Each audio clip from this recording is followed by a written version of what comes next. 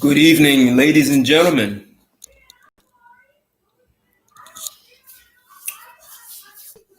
How is everyone this evening? I am Ted Santos, and I am your host of Straight Talk. We are the talk show that is made for men by men. Ladies, you never want to miss it. And we're talking about something that is important to every man. And for some reason, women seem to think it's more important to them. So this is going to be one of those conversations of the decade. It's something that men need to discuss. I'm not sure if I've ever heard men have this conversation, and the conversation is, where do men get their power? And it's obvious once you say it. Once I say it, everyone's going to get it. I put the question up on Facebook, and it was interesting that even some of the men and women made a joke of it. Yet every man has power. And how he expresses it is always going to be unique according to the man. I made a short video promoting the show today, and I said a man's power, the way he expresses it, is as unique as a fingerprint, and everyone has their own unique fingerprint. So we're going to really dig into this power that all men have, and we're going to talk about where he gets it. And it's interesting how our society is restructuring itself and is it restructuring itself in a way that supports men being powerful. So we're going to get into this. PJ, thanks for joining. How you doing? RP, hey, thanks for coming in. I am on Blog Talk Radio. The phone number is 323-642-1387. It's 323-642-1387. And if you'd like to call into that number and have this conversation live, I'm also on YouTube live streaming, and there are people in the chat. You can join in the chat. Appreciate your comments and the feedback. So I'm going to dance with everyone in this conversation, whether on the phone or on YouTube. Hey, McNeil Bell. Hey, thanks for joining. How are you? Reg, what's going on, man? Good to see you. Always love seeing you in the house. So this is, and I'm going to add one more live component. I'm going to go live on Instagram. So I've made some changes to my technology to make sure I can do all this at once and not skip a beat. So never was a tech guy, but becoming technologically savvy. So thanks for joining, everyone. And in this conversation, where do men get their power? Hell, I can't imagine a civilization existing without a man's power.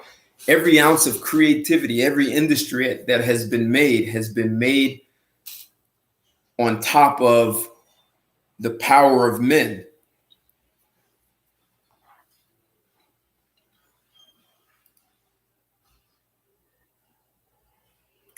It is man. It is our power, our masculinity. It is our vision that builds civilizations. It holds life. It is us. And now we're being told the very power, our masculinity, is toxic. How is that possible? So let's get a few more likes on YouTube. I want to take my first caller at area code 857. 857, you're live and on the air with Straight Talk. What's your name and where are you calling from? Hi, it's Gidget from Boston. Hey, Gidget. How are you? Thanks for calling in. Yes, thank you. It's been a while. It has, and it's always good to hear from you. I'm sorry. Yes, likewise. So what do you think of this topic? I know you to have a son. He's a young teenager. And I'm asking, where do men get their power? Where do you think men get their power? Well, besides within, besides that should come from within. I think, I mean, it should just come from within. Okay, I know it's just a cliche probably saying, but I think then as they mature, it comes with, I don't know. I want to say what I want to say, but I don't know if it's, cliche too. Like, all right. So a man wants his power. A man gains his power from seeing other men and wanting to emulate, what their desires, right? I'm asking the question. I want to conduct an interview, and I see I've got. Yeah, I don't know. All right, that's cool. That's cool. We're gonna just sit right there. Sit tight. You know how things go here. Alexa, thanks for joining on Instagram. Hey, Troy. What's up, Troy? Motivate photo. Motivate photography. Thanks. Hey, guys, thanks. Good to see you, Troy, man. Long time. I am that special. Thanks for joining. And this is a big conversation. Instagram, we are talking about where men get their power. All men have power, and it is as unique as your fingerprint. But the way you express it, every man is going to be different. So we're talking about how men get their power. What's the source of their power? I can't see any civilization existing without the power of men, because it is our power, our masculinity, that builds skyscrapers and creates laws, and it protects people. We build pyramids and we build roads and all sorts of machines that make society and give conveniences. That is our power. And then we put in structures to protect it. But where do men get this kind of power? And Gidget just said they're born with it. So guys in the chat on YouTube, PJ, where do you think men get their power? PJ says men get their power from the size of their pocket. Women get their power from the size of their breast. Okay. So I'm going to take another call. Area code 917. 917, you're live and on the air with Straight Talk. What's your name and where you calling from? 917. Either you're having me on mute or you're just hanging out and you want to listen to the conversation. That's cool. So I'm going to let you listen. I'm going to take another caller, area code 870. 870, you're live and on the air with Straight Talk. What's your name and where you calling from? What's up with you, Ted? It's your boy, King. Hey, man. How you doing? Thanks for calling in. How are you? Oh, you know it's always good when you hear your old country boy calling you. Yes, sir. I'm a little bit late getting in because I was in there eating. I looked up and I said, oh, snap, it's 6:05. Hey, man, every man has to eat. Every man has to eat. You have to build some kind of muscle so you can carry that power, right? And we're talking about power tonight. Sir. Hey, brother. Oh, yes, sir. Most certainly, Ted. But to be real honest with you, my power comes from the Almighty, man. That's where I get my power from. All right. So you say your power comes from the Almighty. It comes from the Creator himself. Yes, sir. That's where your power comes from. And I've got a guy saying it comes from the size of a man's pocket, his money, his resources. No, I don't believe in it. Because he gives me the bit of free of will. That's why I want to go with this thing, Ted. Okay, so it made a choice. Okay. When he made man, he made all men the same.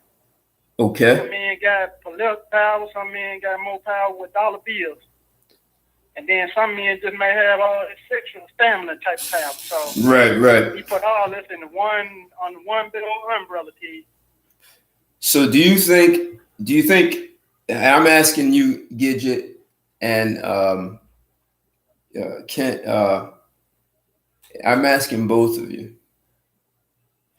Do you think women honor the power that men bring to our society? That's a tricky one there. Because I'm going to have to be in real deep thought on that. I want to say yes and no. Okay. And the reason why I would say yes to it depends on the type of man. Then I would say no if they turning down a certain type of man. Well, I'm so it could be okay. both On an individual basis, what do you think women, and even on Instagram, do you all think women are honoring men and the power that men have? All men have power. How they express it is never going to be the same. All men have power. We carry life, but life starts in man. That's where it starts. Right. So life starts with man. We pass that on. So man has been charged with building, with carrying life, protecting life. Man has been charged with a lot, and that requires a lot of power and a lot of responsibility. The question is, do women honor that power?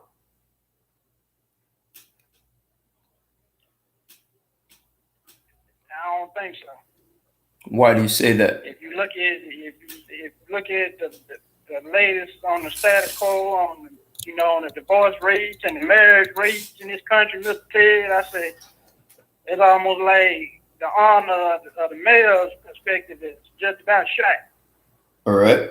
So now we have a woman here too. So as a woman, be honest, and I know you can't represent all women, but I'm asking honestly, Gidget.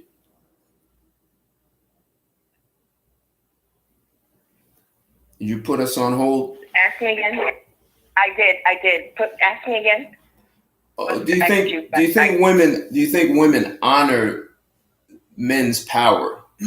All men have power, right? There's just no way around that. We carry life, we impregnate women, we build civilizations, we create armies, we go out and we earn and have resources. Men do all kinds of things. They risk their lives. If they respect the men, yes.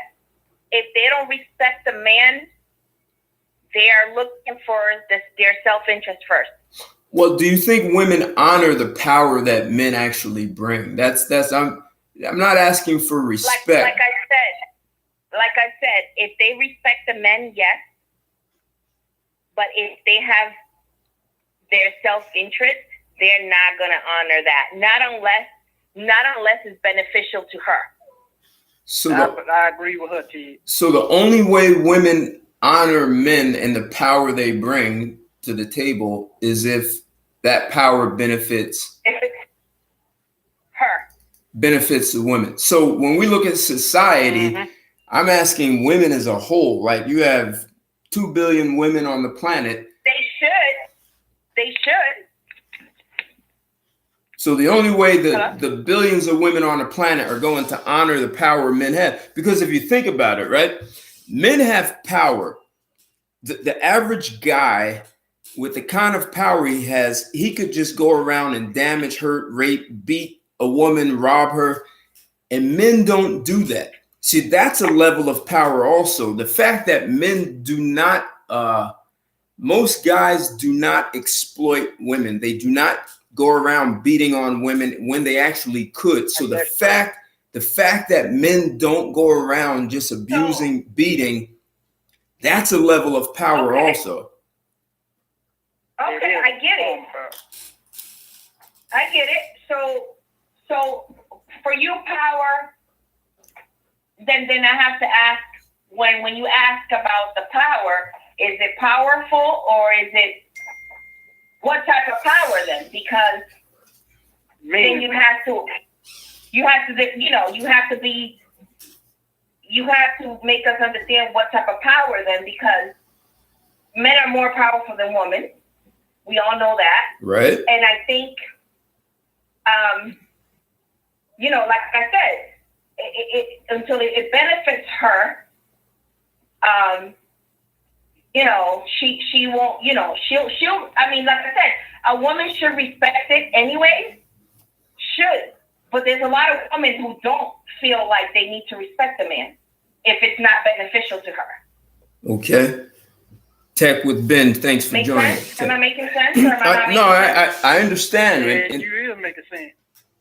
hey, Toya, how you doing? So So here, Motivated 8 Photography, she'll honor it temporarily if she can benefit from it. See, that's a big concern because someone in the chat just said that men, what did he say? Men,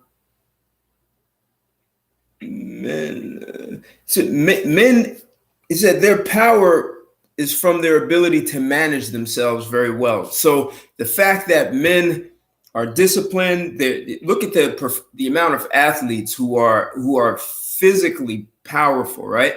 But I'm saying men are just powerful across the board. The way a man expresses himself is filled with power.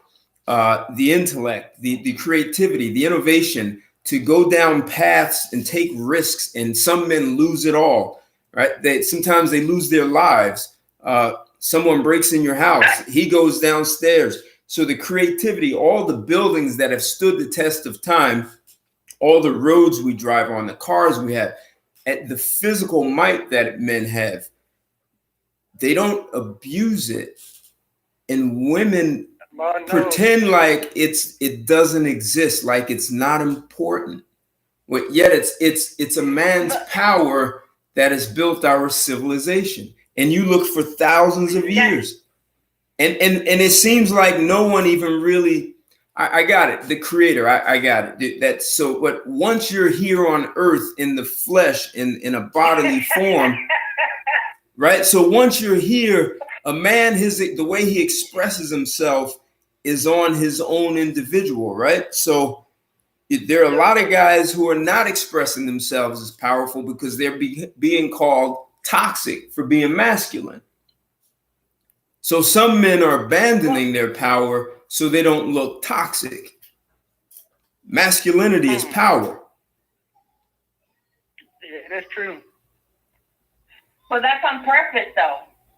I understand, but then we have to ask, then, so if that's on purpose, then do we understand where men are really getting their power? Hey, Tina Marie, thanks for joining. No, they don't. A lot of them don't understand. No. I will agree to you. They don't. And then you got dudes out here that haven't been taught. So let me take account too. Let me take I'm gonna take two California calls. Your host sound good. Hold on. I like her, Dave. Eric, you got her head on straight. Yep, she does. She does. Area code 415. You're live and on the air with Straight Talk. What's your name and where you calling from? Hey, someone's got a lot of back noise in the background. 415. Hey, Ted, it's Alex calling from San Francisco. Hey, Alex, hold on 1 second. Area code 310. You're live and on the air with Straight Talk. What's your name and where you calling from? West Coast calling from Atlanta via Los Angeles, California. All right, two West Coast guys, but one has relocated to the East Coast. What's going on, Reg? No, it's the South. But still the East Coast. Only thing Eastern here is the time zone. Still, hey, listen, I wasn't even going to call in, but once you asked that question about does women respect men's power or something like that? Right. I had to come in. All right, hold 1 second. Said it just right. Yeah, I mean, I had a thought, Ted. I unfortunately missed Ted's intro, but I feel like the last 5 minutes were talking about justifying the acquisition of power on behalf of men, right? I mean, I feel like the justification is very simple. When men have power, they tend to create civilization, right? They tend to create order. They create order from chaos. They take care of women. They take care of children. Right. There's never been an example in history where women have assumed power and any, civilization has been created. There's been a handful of matriarchies throughout history. They remain very primitive, and they never really succeed. Patriarchy is the only way that seems to work. And it doesn't mean the subjugation of women per se. It means patriarchy comes in different forms. It's not always the same. But generally speaking, you have a society that sort of has men as the leaders, the decision makers, and that can come in the form of nuclear families or just the people at the top. But in any way, just the justification for empowering men, we've sort of lost that narrative in the last 100 years in Western society. Right. And that narrative sort of needs to be brought back to the fore. So, but anyway, the justification is pretty simple, right? Society works when men are at the helm. Society falters when they're not. Period, right? Okay. So where would you say men get their power? Well, I would say testosterone is a big one, right? I mean, we're talking about fundamental biology, and if you have a society where you have powerful men, especially when it comes to military aspects and basic law and order, you can instill that when you have physically strong men. Testosterone helps, but intelligence helps, and culture helps, right? You have to have some tradition. So in any case, I think all those things, but you can't break it down any more simple than biology, and you have to talk about testosterone. You have to talk about that basic biology, I think, first. Okay. Yeah. All right. So exercise, physical exercise, I think, comes before everything else. Diet and exercise, right? And we've lost that too because all these kids are eating junk food. They're playing video games. They're not out playing basketball. They're not eating basic food. They're not eating whole foods. They're eating processed foods. Things like that have to be talked about for sure. All right. Yes, sir. Cool. Reg, what do you say, Reg? Hold on, let me sit on this a little before I come in. Okay. All right. I'm ready. I'm ready. Hey, Hey, just want to say, Luke again. Chase. Hey, thanks for coming in, Luke Chase, checking in. Marcotti joined, thanks. And there's a guy, Motivate Photography. He's acknowledging you, Reggie Reg. So someone knows you on Instagram. Yeah, let's boss them up. Tell them to give me a call. Reg says give him a call, Motivate Photography. So, all right, cool. Got a little networking going on here. So go ahead, Reg. Listen. And thanks, Judith Madri. Women. Men get their power from being disciplined, focused, and committed to their goals. Yeah, okay. Go ahead. Yeah, I understand. You got men. Well, I really came in here because you were asking the question: do women really respect men's power? Oh, okay. And no, they give men's power. Women have never liked men, never. But they needed men for survival. Once they no longer did, then their true colors came out. So it's not about whether they respect you or not. They really envy you. They want to be where you at. They want to replace you. They want you as their servant. That is what this is all about. Yes, sir. They don't want no accountability. Okay, check this out. Once they got the law passed that they could just claim they was raped and they gonna come get your ass. Yes, the sir. floodgates was open. Now, I really don't have nothing against these bitches, really, okay? Because they it's the men in power who worship pussy or worship this fantasy that they want these women to actually love them and care about them. These women do not care about about men. They do not. They want. I'm talking right now. Y'all come in a minute. I'm just trying to give it to you straight. Y'all can talk about all of this stuff all you want, but as far as society goes or whatever, these women have shown their ass. Okay. Yes, they have. Now the only way we can get this shit back is to give them equality. And when I mean giving them equality, I mean give them equality. 100%. They need to have to if they got voting rights, they need to enlist in the draft. Okay, do not help them.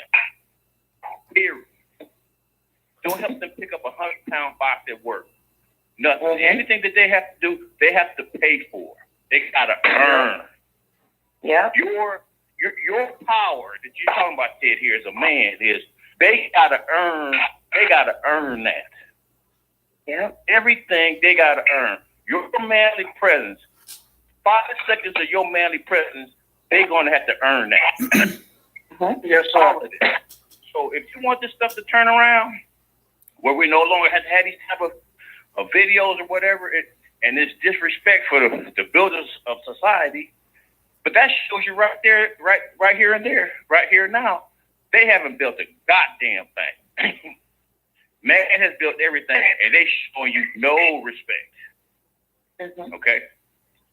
Can I piggyback on that? Yeah, go ahead. Yes, we.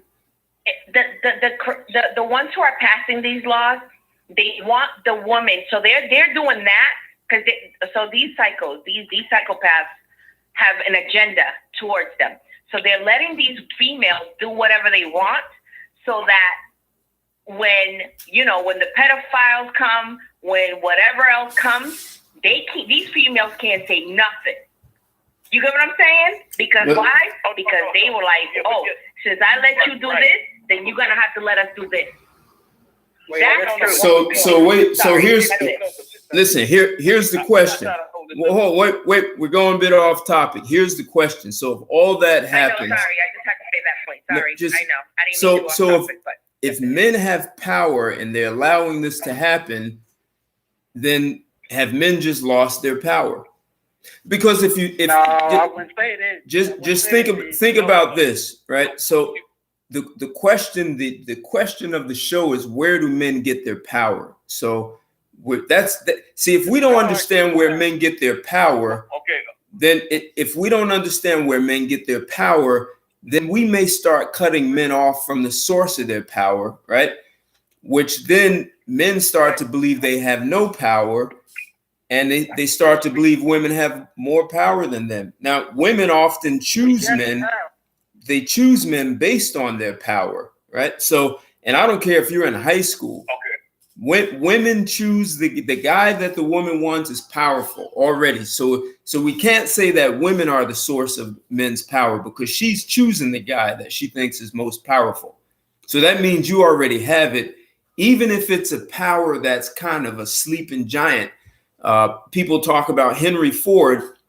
We all know him as a powerful man, but he was shy. His wife helped bring power out of him, but he had power already. Maybe she just saw something that he wasn't expressing to everyone. Maybe he expressed it to her. So I really want to get at, if men don't understand where their power comes from, it's easy to talk them out of it and separate them from their power. And Mo said he'll call you. I'll put it to you like this, Ted. Somebody answered your question about respect, about women respecting the man's power. She only, as long as it's benefiting her, she'll be around. Yeah, I don't know if respect is quite the same word, because she's just playing a role until perhaps he's on that hamster wheel. And once he starts slowing down, she probably gonna start looking at the bullpen. Okay. I understand, but if the man doesn't know this, if the man doesn't know the source of his power, that anyone can take it from him. Or anybody can lead and guide him in whichever way. Ben has they gave it to the bench. Okay. So now we all about to get shitted on. I mean, the way everything is, this country in the northern hemisphere is like a river running upstream. Everything is upside down. I mean, it's gonna crash. But if men wanted to show some real power, walk away. Yeah, I understand that. I understand that. So Legatus, Legatus. I think I can answer your okay. Go ahead, Alex. Reggie, I like where you're going with it. But Ted's question is, where do men get their power? I mean, there's a lot of different answers. There's more than one answer, but I would say one answer is tradition, right? Tradition gives men, provides a story by which a man, a man is supposed to fulfill a role in society, right? He has a job to do, a purpose, right? And so the tradition and the narrative of the society basically tells a man what he's supposed to do. So if you don't have a role to play, and you don't, there's not a storyline that you're supposed to play out, then you're missing something, right? So you need that tradition, and society is changing so rapidly in the last 100 years that tradition and that cultural narrative is lost. Yeah. So you need that. You need the story. They want you to be responsible and to lead without no power or control. That's what's going on.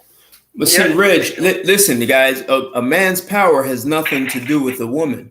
See, she's choosing you based on the power you already have. That is why a woman chooses a man, is because of his power. Legatus says something interesting. Hear me out. But women love men who have power over them, right? They love that.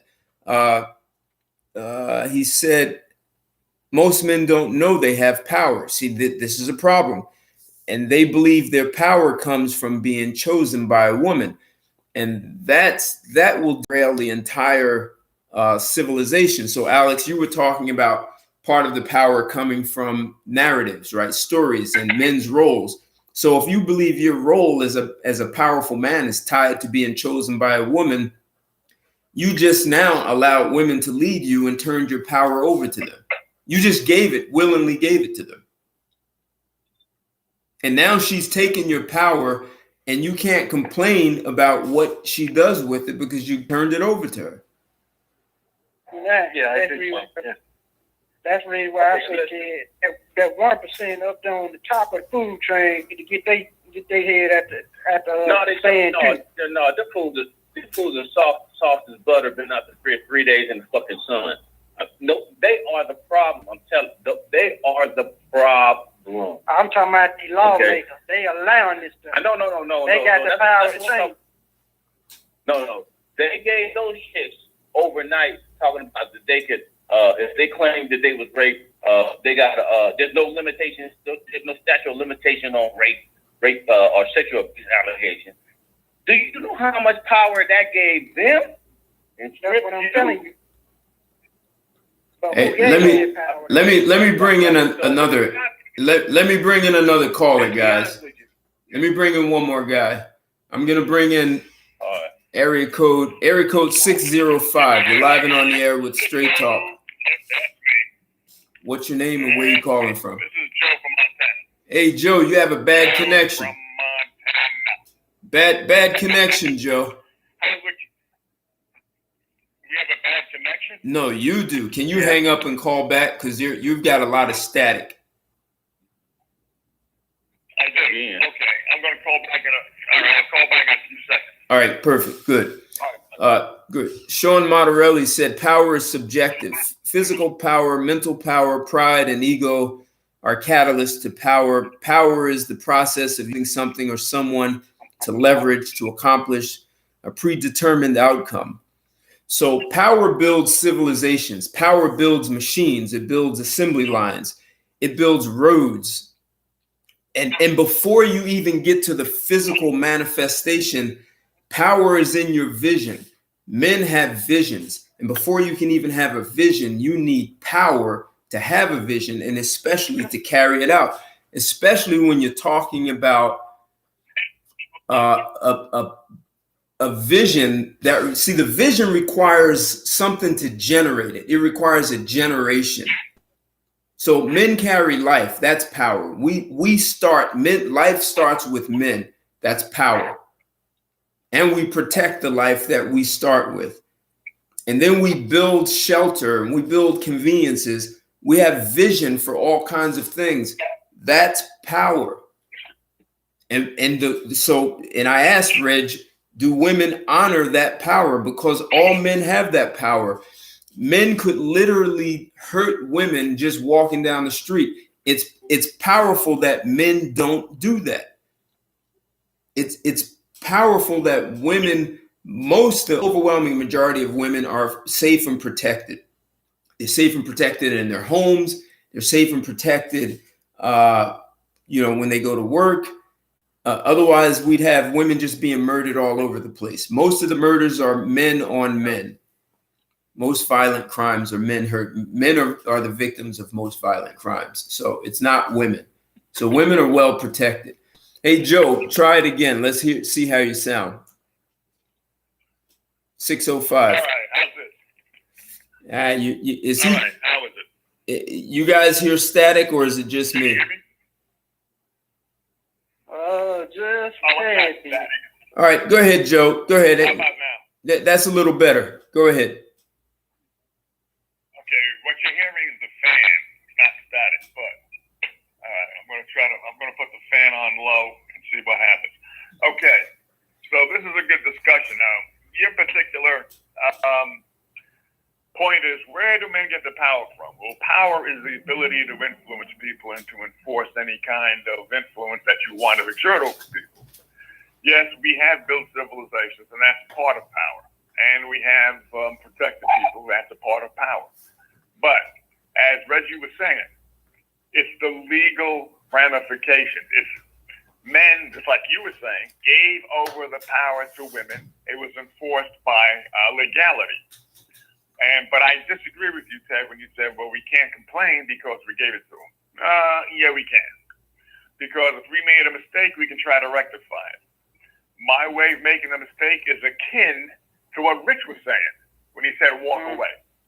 I don't believe in entirely walking away. That's Reg. That's who? Red said that? I thought Red said it. Okay, Red said it. Oh, Red. Reggie, So, Reggie. I don't believe it. Reggie. Okay. Reggie. I don't believe in entirely walking away because men and women, when you find a good woman, find a good man, it is magic. But it's very, very rare to find it. What I think we should do is just let women know, what do you bring to the table? They don't bring anything to the table. If men en masse had this particular attitude, because the men's rights movement, which started years ago, it became more prolific, and more men realized that we're the builders. We're the ones that protect, and as you wrote in your description page, you don't even have to bring any value, but we protect you. I do not shed my blood for any bitch that I don't know. Your wife, I'm not married, but if I had a wife, I would shed my blood for her. Unless she started a fight herself. Then I would say to my woman, you started the fight, they kicked your ass, that's your problem. I am not Sir Lancelot. I am not Sir Lancelot. This is my type of dude right here. Yes, sir. So You and I have been on the phone before. Reg, You've been on here before. I know, but you still my type of dude. Reg, speak. Be quiet. Oh, okay. Then who's the other caller? I thought Reg was the other caller. Reggie, how are you? That's Rich. That's Richard. I'm Reginald. That's what I kept saying. Rich. What happened, Reg? and the other one, Reg and Rich. I remember when I first came to the show. Reg and Rich, Rich in particular, was coming to the show on a regular basis. Yeah. So how you guys doing? I'm the other guy. Don't worry about it. Go ahead. Who are you, Jason? No, you're the other guy, Rich. Go ahead, though. We're all on the same page. The thing is, my particular solution, which is not really a solution because it's very hard to implement, which is really your goal, is that I have the attitude of, and I had this attitude even when I was a teenager. You know, when you're a teenager, you're out there trying to put, trying to get scalps. Yeah. You're trying to put, you're right. Yeah. You're trying to get laid just to get laid. I don't get laid anymore. You got to bring something to the table because let me tell you something. Yeah. Your pussy ain't that good, baby. It ain't. All right. So you guys going a little bit off. Your vagina. But so It's been overrated.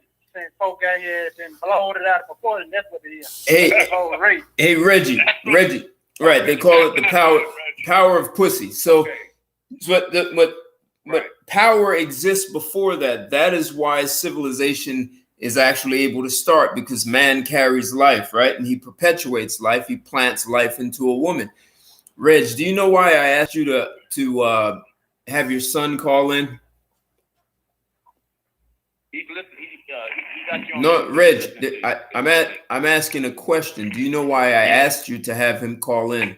No, because he's a young dude and he needs to hear this type of stuff. Yeah, that's part of it. But there's for this particular topic, I never asked you to have him call him in. This one is extremely important that he would be part of it.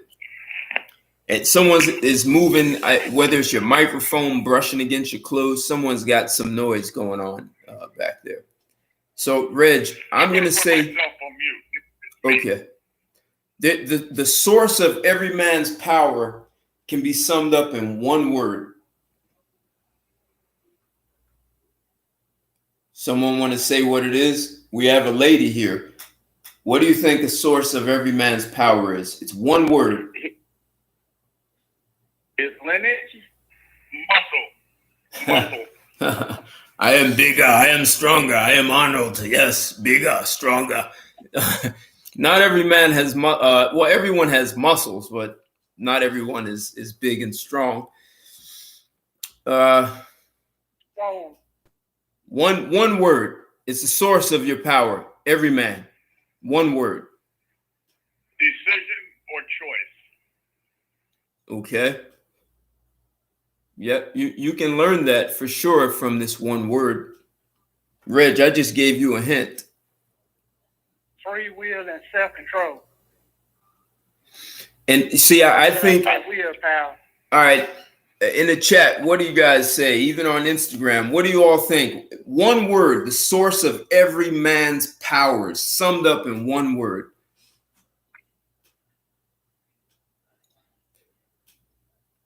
Sperm. Test of discipline. It has to be strength, power itself, the ability to do it. Choice, decision, free will. When I say it, when I say this one word, you're all going to say, yeah, of course, like that's so obvious. Like, yeah, but the deal is, see, this is an indication that it's so obvious that we ignore it. And I think that's part of what's hurting men. And if we look at how society is being restructured, we are being severed from our source of power.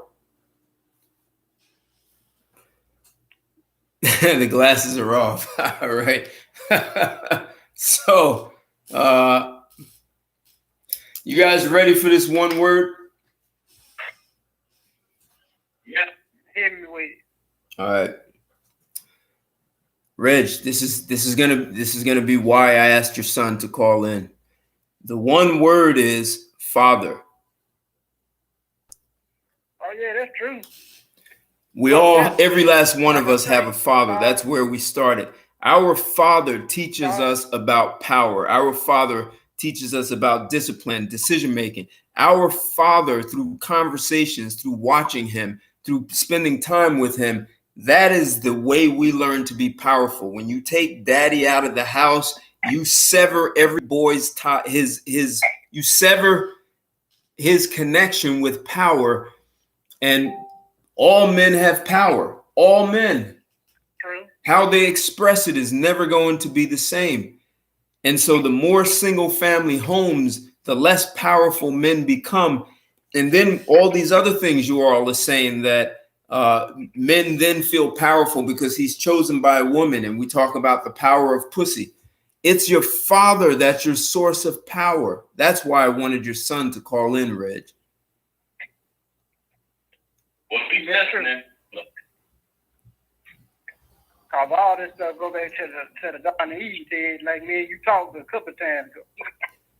It's your father, man. The fact that that's not the first, and every man, if every man is not saying my father, my dad, my pops, poppy, daddy, whatever word, you want to use, is the source of my power.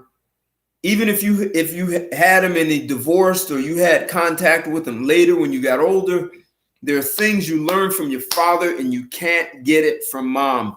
Just like your sister gets things from your father that she doesn't get from mom. But as men, that is our source of power. And the fact that not everyone just says that in unison, like it's obvious, that says what our society is doing. And it's diminishing men so much that we don't even see our father as our source of power. That's really why I told you the main upstairs is one of my main. So yeah, but we're here in the flesh. When you're here in the flesh and you're dealing with life on an everyday basis, your father is the guy who's showing you how to be a man. All men have power. That's why civilizations are built, because we came from men.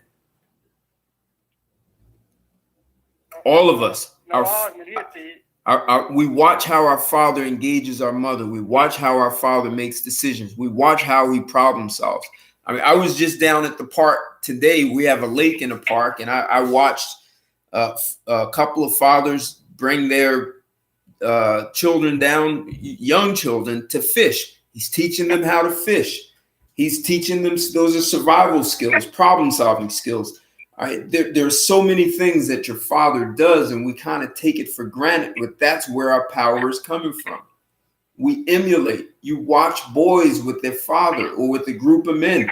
And so when you have your father, then your grandfather and your uncles reinforce. If you have older brothers, I'm the oldest, so it's hard for me to say. I just have my father, and I can talk about my father's brothers and his father and my uncles on my mother's side. But I don't know what influence I had. I have one brother younger. I have two sisters, but I'm the oldest, so I never had an older brother. I had older cousins.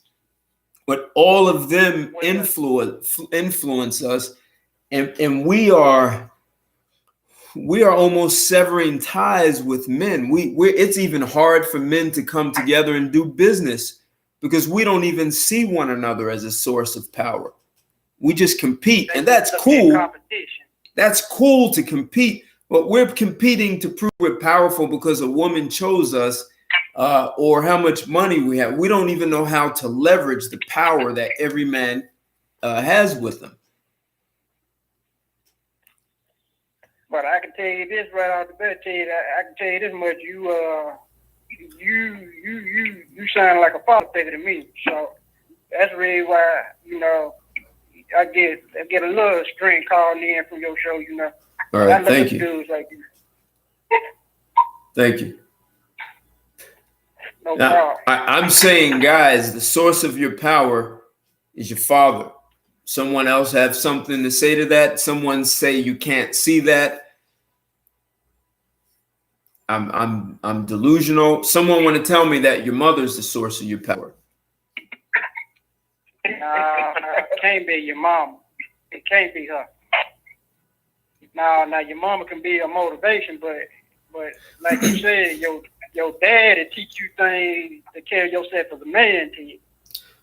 Well, see, your dad also, we can say that mothers are nurturing and compassionate and loving, but the fact that your father, and I know some fathers are abusive, right? So it's unfortunate. They're beyond heavy-handed. They get drunk and they feel powerless, and they end up abusing people around them. But for outside of that, your father is actually teaching you compassion. He's teaching you that if you fight, it's because you defend yourself. He's not teaching you to be a bully, most fathers, right?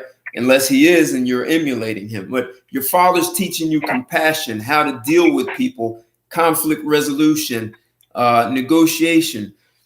All these things that you're learning from your father, a lot of things that we say, oh, your mother teaches you to be compassionate, but your father is doing that too, because he's teaching you not to jump and fight for every situation, like how to deal with people in the face of anything, problem solving, even teaching them how to fish and not be frustrated, sports, throwing a ball, all of those things. Like you're learning stuff and don't even realize what you're learning from your father.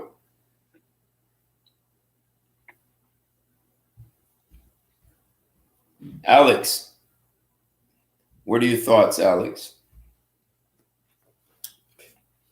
Yeah, I was going to say, I was thinking the whole time that, yeah, I mean, there are many cases where dad's not around. Dad might have died of a heart attack. Dad might have died in a car crash when you're 5. Dad might have, knocked up your mom and moved on to another country. There's all sorts of stories. But I think that the fatherhood is super important. And I think it's important to note that maybe, men get power from raising their kids, right? It's possible that not only do you get power from your father, but your father gets power from you, right? Maybe it goes both ways. Right. I've never, I'm not a father yet, but I assume that your own children are a great source of motivation and you get power from father. So it's two-way thing. And that's something maybe to discuss. But I think, community and uncles and your extended family, it's got to be important too. So I think it's more than just fatherhood. It's tradition, right? It's that male lineage, the tradition that comes from, the older generation, whether it's your father, your grandfather, your uncles, extended family, so something about tradition is important. But yeah, that's what I was thinking. Well, and it's still your father's tradition. You're only going to get that from a man. And it's best if it comes direct from your father.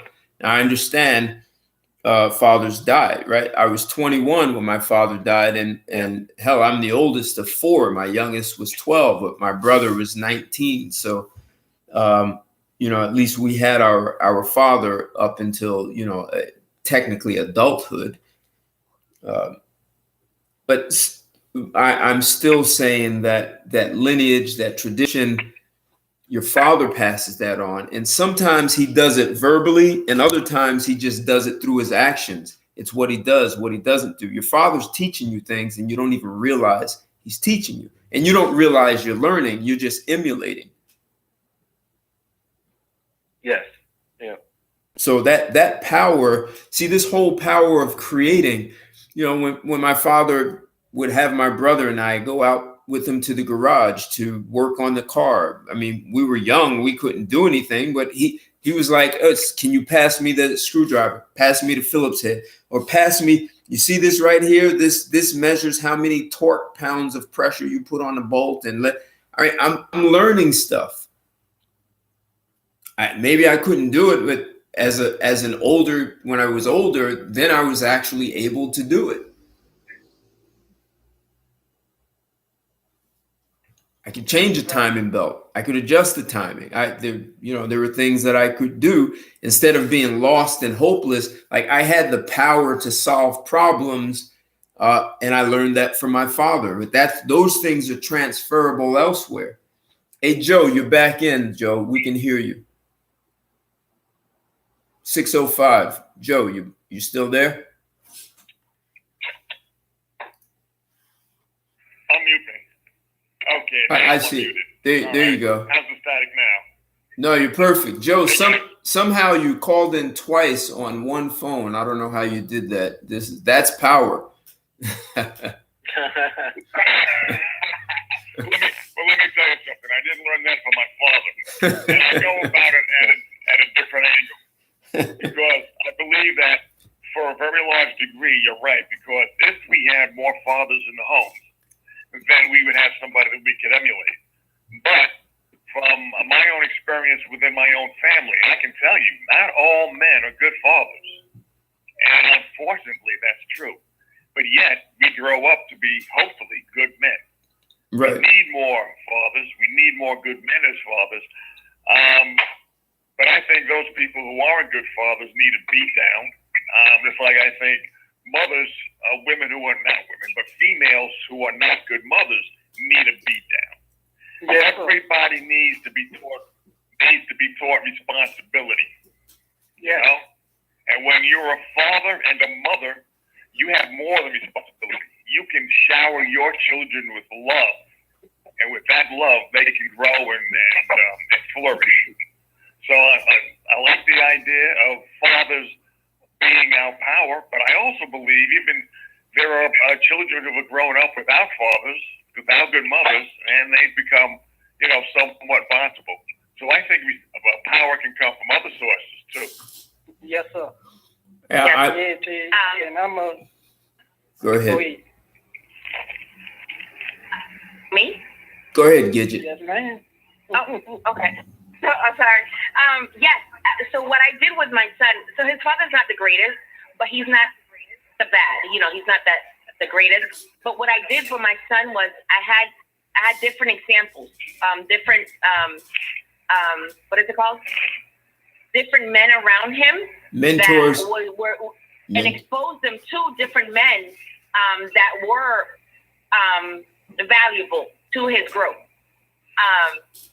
So that's what I did. Like, I had a friend who's married. I have a friend who's single, and like he taught him how to fish. You know, so I had like different men particularly, and I scoped them out. Not only obviously not for my son, not for me, but because of me too. Like, I learned, I was able to learn so much from them. So we can, like you said, we can learn from anybody and everybody. It's just, you know, what are you willing and wanting for your child and for yourself as well? I think we never stop learning and developing.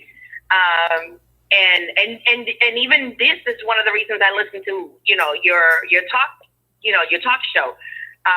So I can learn it and get better as a woman and respect my son more and be willing to, you know, help him, you know, mold him to the best of my abilities.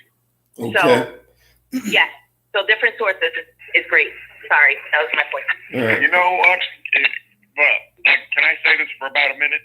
I am Sure. so glad that the female caller said that, because I've been talking to men for over 20 years about, you know, the relationship between men and women. And there was a woman on Blog Talk Radio who had her own show, and she admitted to me that she did not even believe that men were sensitive, had any kind of sensitivity, until she gave birth to a boy. Yes, I think that's a sad, sad state of affairs. it is. But back to what you were saying, Mister, just a minute ago, to the no good men and to the no good women that call themselves fathers and mothers. I was taught, Mister, back in the day when I was a little boy, that if I ever laid up with a young lady and I messed around and got that young girl pregnant, that my childhood ended that moment when she conceived that child. My power came into a man. The moment you started laying there and messing with somebody's child. And someone That's has, what I was taught. Yeah. And I didn't learn it from my paternal parents. I learned it from my foster parents. So they go to show you the Lord put me with somebody that was able to teach me. You know what I mean? Yep. That's how I was taught. Absolutely. But like you said, we a lot of these households now don't have it now. you see, that's really, We are, yeah. that's the point. That's really the point of this show, is that we've made fathers irrelevant and then wonder why men are less powerful or too emotional or not being responsible, because they are not being taught power. They're not taught how to be a powerful man. All men have power, and some abuse it because they don't have the power structures around them. That they have just a mother. And we have to be honest, we have come out of a time period where too many women said they didn't need a man, and they pushed the man out the door. We still have an extraordinarily high divorce rate, but we went through a period of women saying, and it's still, the residue is still there, of women saying men, they're not worth anything, they're dogs, they ain't shit, don't need a man. And and when a woman has that mindset and raises a son, he's most likely getting the power sucked out of him by hearing those conversations. And you may not know he hears them, except he does. And he watches your behavior. Then you hear these little boys come along and their mama tell they son, but your dad ain't shit and you gonna be just like him and all that. Okay, what you think you doing to that boy? When you tell that boy that? You see what I'm saying? Of course you gonna grow up and you know what I'm saying? He gonna grow up thinking he ain't Absolutely. Hey, hold 1 second. Hey, Monterelli, this is not a blame game. So I did a show and I talked about how the fastest growing segment of heroin users in the US is women who earn high income. These women earn a lot of money. That means they're well educated, high incomes, and they're using heroin. As a society, we're doing nothing to help them. That's not about blame. If you don't address things that's happening, we live in a society that believes time heals everything. That is one of the biggest lies. Time heals nothing. And as a society, if we don't address these things, if we don't get crystal clear that every boy needs his father, that's where his power comes from. And every woman depends on men's power at some point.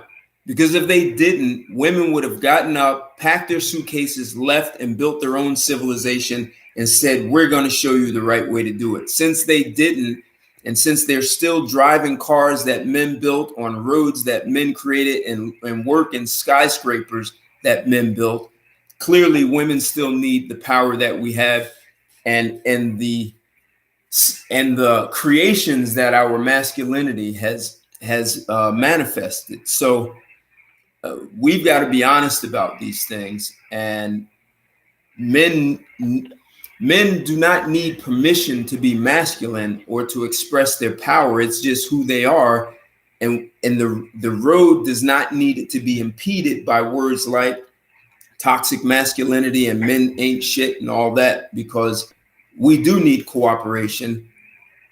We really need to honor that the power that men bring, and men bring an enormous amount of power, and we have clear evidence over thousands of years. So, I'm gonna tell you something.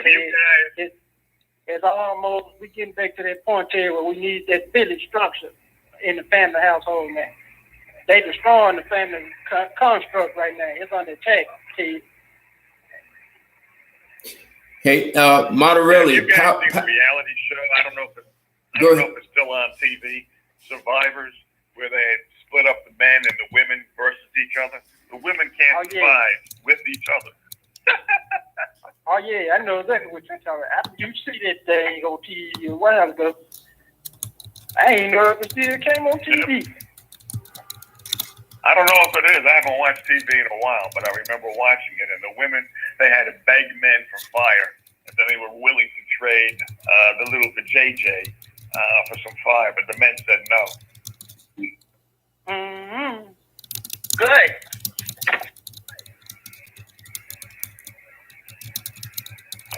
So, just getting. Let me bring. Power, I believe that. Let me bring two guys. I think it's guys. Oh wow, I got shut out. I want to bring in area code 919. 919. You're live and on the air with Straight Talk. What's your name and where you calling from? Hey Ted, it's Rich. How you doing, sir? Pretty well. Good. Thanks for calling.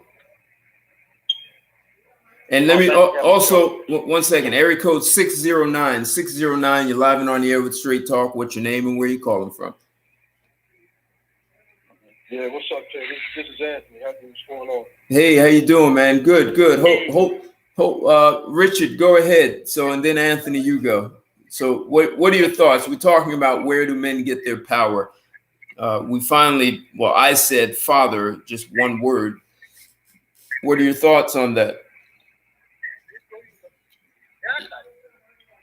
Well, hold on for a minute. Huh? Yeah, I did. Yeah.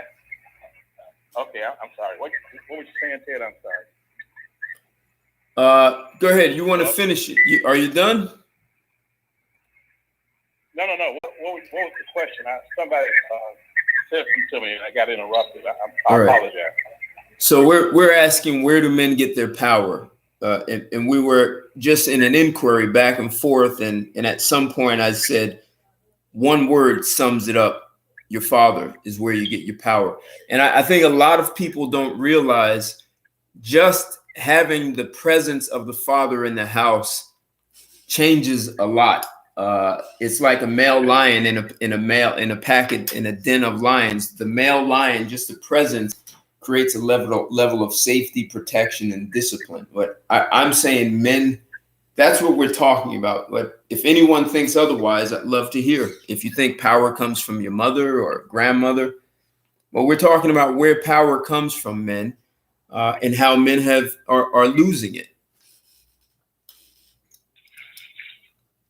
I think you're right on when you said it comes from the father being in the house. Just that a father being there lays down a certain level of authority and power that's not there when he's not present. So I agree with that. I think the father, just his presence, lays down a certain amount of power in the atmosphere.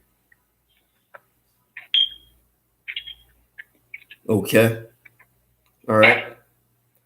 Anthony, what are your thoughts on this conversation? Well, I mean, I came in late based on what you brothers are talking about.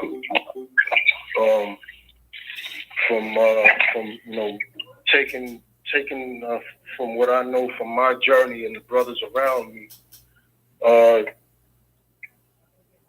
we get our power is having, you know, knowing yourself, having a strong sense of self, a strong sense of love of self and kind, and having something to offer your community, and you know that because that's what's, you know, not only, well, because that's what you're gonna have to teach your children, so that we can rebuild our, you know, our culture in our communities. And as far as the family unit is concerned, when two people come together, they have to be able to feed one another spiritually.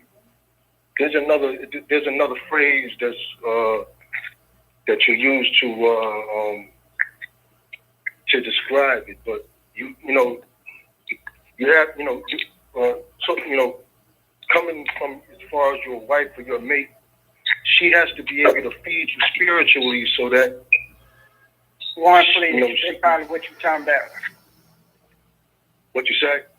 You probably talking about one flesh and being on one accord. That's what you're talking about. Yeah, it's another phrase, but that's exactly what I'm talking about. Correct. So, you know, because Bonding. Yeah, exactly. So that's not the phrase I'm looking for, but that's exactly what I'm talking about. In order for the family unit to succeed, you have to bond, and you know what I mean. And we've lost that. And there was a few other things that I wanted to say. I don't want to hold up the line, but that, you know, but where we get our power from is having our, you know, as men, having a strong sense of self, and we can't let anything stray us off our path, because the minute we do that, everything's gonna go by the wayside. Yes, sir. So part of what when you know, not to take anything away from women, but when we start following our women, everything goes bad. Mm-hmm. You know what I mean? Right. Yeah. I'm not a follower, so you can leave me out of there. I ain't following no man. I think sure ain't following no bitch. I mean, that's not to say that at times. That's not to say that at times they can't lead the way. Sometimes, you know what I mean. As long as they know what they're doing. But overall, we have to oversee what's going on. We have to be, as men, we have to be able to per se, we have to have like peace in the home, peace and quiet, and things of that nature, so that we can see over the trees. Well, you know But look at it like this, but look at it like this way, my man. God said He ain't the author of confusion. So, you know what I'm saying? When you look at it from your point, your perspective, of course we don't want a whole lot of chaos in the house. Come on now, real logical thinking, man. You know what I'm saying? Yeah. Who want to come home to the house with all the chaos and be combative with your spouse? Come on now. Come on. I know. None of us on this line do. So here's the question. How many, well, I'll say two things and then a question. Every civilization throughout history, ruins, they've all been built by men. And that's a sign of power that men generate. So when men have a vision, there's the vision underneath that vision, that you need something to generate that vision. And that's the power. I'm saying we get that power from our fathers. All civilizations that have been built on the hands, the minds, and backs of men, of the power of men. I don't care what role they played. It's always the power of men. I'm not aware of a civilization that was created by the power of women. And so the concern is because all of our civilizations and the structures and even the structures to protect the civilization have all been done by men, all put together by us. And my concern is whether or not women actually honor our power. And they started taking the position, and Black Lives Matter still has that position, that men are not needed and they can do it without us. But yet the power that it's taken to build every civilization has come from men. So why are we structuring our civilization to raise children without the father if that's where the power comes from? We're going to dilute the power of every boy over time, and that can't have good results.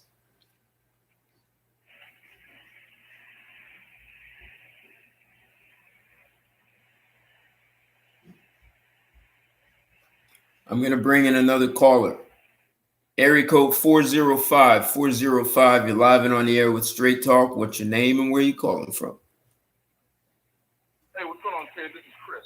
Hey, Chris. You're a little faint, but can everyone hear Chris fine? Can you hear me now? That's a little better, Chris. Go ahead. Okay. To answer your question, where do men get their power? It starts in the womb. I mean, it's a divine passage from God Himself. And what happens is once you're born, you're taught by your father how to wield that power. And then once you become of age, you know how to handle that power, and you know how to you know what to do with it. You know what I mean? And you don't let anybody else influence you. You stand on your own. You stand on your own laurels. But your father you have to have your father to try to wield it. But you were born with that power. Right. We're all born with power, but then once we're in the flesh, like, where are we learning what to do with that power, how to even be powerful? And every civilization has been built on the power of men. Every single time. Yes. As a matter of fact, historically speaking, every civilization that has had its rise to power, it has been because that civilization gave men all the tools that they needed to empower them to keep building that society. And those societies weren't destroyed until they start giving women who never did anything to deserve their power the same powers that they. Well, do you guys? And you can look at what's going on in the U.S. right now. The U.S. is being destroyed because the men that have built this country have given the women who haven't done shit the same power as they have. The same thing too. And the same for the. Go ahead. What you say? I said the same women that they gave power to, the same women who hate them, who have disdain for them. Exactly. Yeah. Well, here's the thing. Yeah. Women are fickle. They're fickle creatures. They never know what they want or what they like or anything. They're like think of like a 2-year-old who's sleepy, but they don't want to take a nap. You can see them sitting over there in the chair, their heads falling down, they're falling out, and everybody's telling, well, okay, it's nap time, but they don't want to take a nap. Yeah, or like a kid in a damn candy store with a million different types of candy. They see one piece of candy, then they'll take a bite and drop it and go run to the next aisle for another. You know, it's just pure confusion going on in there. Why would you? That's how they gonna be mean, y'all. Why would you empower somebody? Why would you empower somebody when you ask them a simple question such as, where are you going to go eat? They can't make up their mind. You ask a man where he wants to go eat, he's going to say, oh, I want to go to steakhouse, or I want to go get sushi, or I want to go get Mexican. Like, you ask a man and he knows. But you ask a woman and she will never pick a place, because if she picks a place and it turns out to be a horrible place, the food is crappy, the service is crappy, she wants to be able to say, well, that's your fault because you picked it. So they want any responsibility. Well, I saw a meme that said, because Eve, the first time any woman ever chose what to eat, it was Eve, and she made the wrong decision. So now all women are cursed with the fear of making that choice. Yo, Chris, I learned a big lesson, man. Never ask a woman where she wants to go when you're taking her out. I learned you take them where you want to go. And that's right. Like it, you lead. Yeah, if they don't like the food, if they don't like what you let them sit there and watch you eat. That's right. Hey, if she want to pick the restaurant, she's paying, okay? If you paying, you pick where the fuck you want to go. You know what I mean? If she want to try to lead the date, then she can pay for it. Otherwise, you lead them up. Go ahead, Chris. Sorry, bro. But yeah, I mean, look at the damage they're doing to these children. I told you before, when I was younger, my dad would not let me listen to rap music. You know, I remember NWA came out with a CD, Niggas for Life. And this was the most vulgar CD that you could ever buy at the time. And of course, my mother let me listen to it all day long. As a matter of fact, we drove from Maryland to North Carolina, 4 hours in the car, and my mother let me listen to the whole tape, both sides. I got to my father's house. My father said, take that shit out, and he put it in Frankie Beverly and Mays. My mom and dad were the same way, bro. She said, hey, boy, you don't know nothing about no music. Come here. She put on Betty Ray, and she took out Betty Ray, put on Aretha Franklin, put on me some Patti LaBelle, and a lot of them other old school kick folks. You know what I'm saying? That speaks to the power of men. Men understand order. And when you have a man who's going to establish order, whereas women live in chaos. They don't know they're going to go along to get along with anything, and that's just it's in their nature. It's a survival mechanism because they're the weaker of the species. Whereas a man, you know what I can understand is you get all these women on YouTube and everywhere else talking about they have to have a conversation with their sons about what they do when a white police officer pulls them over. Keep both hands on the steering wheel. Keep looking straight ahead. Don't make any sudden moves and so on. All these black women get on TV whining about how they got to have these conversations that no other woman in America has to have with their kids.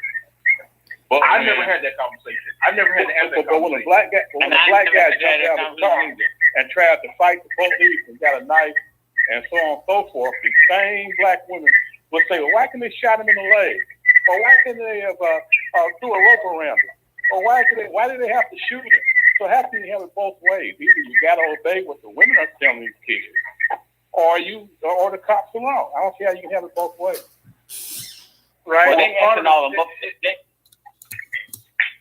Part of the reason it goes back to what Chris just said. They just mixed up to have that type of mentality where they got to tell the kids those type of instructions, and then when the cops go ballistic, then they're gonna say, well, the cops are wrong. The cops should have lassoed the guy. The cops should have done this.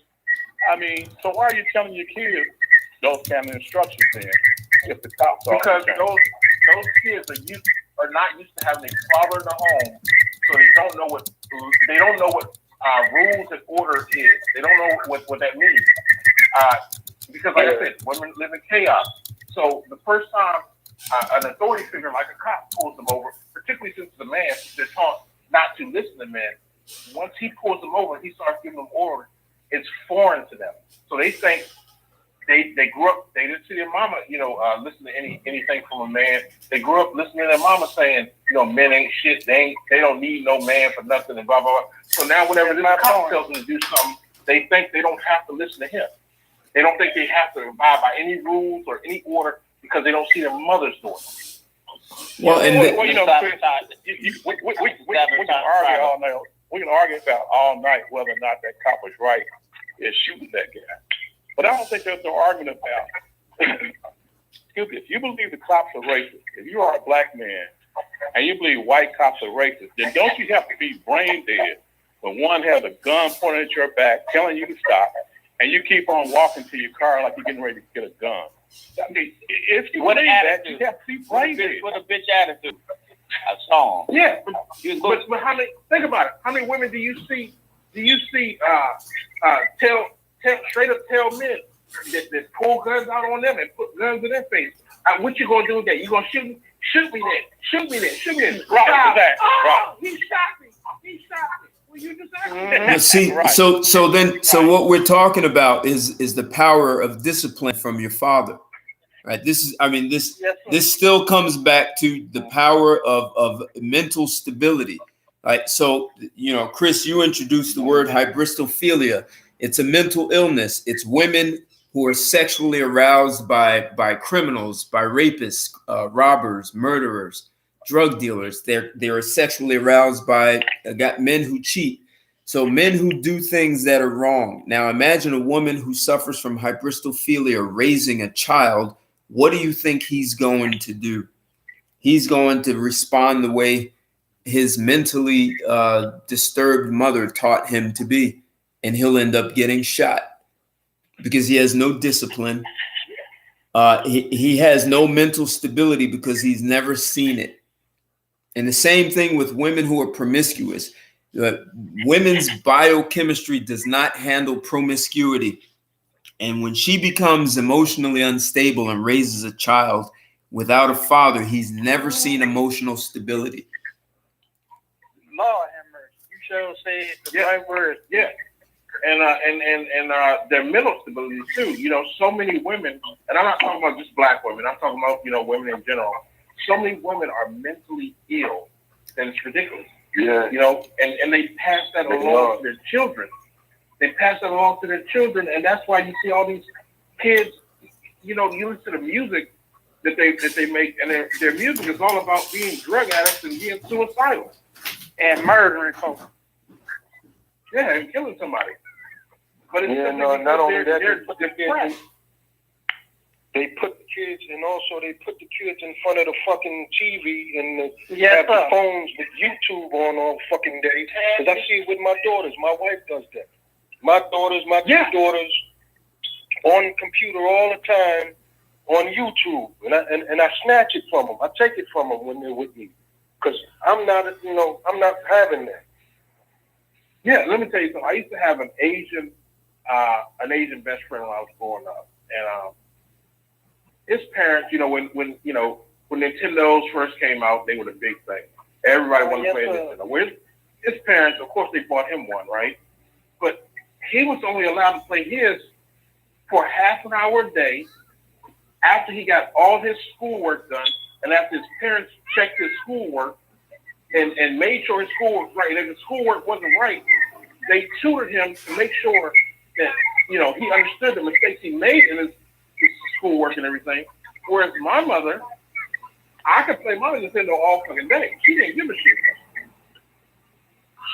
But she didn't have the care that his parents had for him, because for whatever, because maybe I was in her way or whatever, and that's what a lot of these single mothers their children is really it's a distraction for them from what they really want to do. So they just do whatever they can do to appease that child and get that child to leave them fuck alone, so they can go back to watching Oprah or watching Real Housewives of Atlanta, or possibly trying to screw another man. Yeah, we all grew up like that, man. You know what I mean? Well, yeah, they don't care about the kids. Grew up like that. All I you know take is a father, and a father generally wants to see his kids succeed. A father generally wants to see his kids do better than he did. Yeah. Exactly. But women, for the most part, women don't care, and they tell this lie about how they're the better parent and this and that. No, statistically speaking, you can look at statistics. Single mother homes raise the dumbest children, and we're single mother, but single father homes, those children succeed far better than single mother led home. And even when you look at a gay couple, a male on male couple, when they raise a child, those children usually end up being Ivy League students, and they go on to do great things. Now, when you have children raised by two lesbians, they usually grow up to be drug addicts and all sorts of stuff. You can look it up. I mean, they usually turn out the worst. But we still go through this lie. We still go through, like, telling this lie in society that the children are better off with women. No, it's a lie. Hey guys. Women don't know how to get any order. Let me. I want to see if I can bring. I'm glad you brought that up, bro. Hey, Kendrick. Let me see if I can bring someone else in on this. Area code 917. 917. You're live and on the air with Straight Talk. What's your name and where you calling from? 917. You have me on mute, or you just want to listen? Hi, this is Judy Marjorie. Hi, Judy. Thanks for calling. Hi. So, what are your thoughts? You're women listening to guys talk about power and the power they get from their father, and we're talking about all kinds of things. And you're a woman coming into this world of testosterone. So, what are your thoughts of what you're listening to? I think, and I know that you're absolutely correct. You're right. Men get their power from their fathers, and I wish more men realize that and know that their children don't need $1 million. They just need their presence in the home, and if it's a positive presence, that's even better. But even if your father makes mistakes and he's not well educated, but one of the things that fathers teach hold on. Someone has their computer, the talk show in the background, and it's echoing. It's giving feedback. Can you shut that off?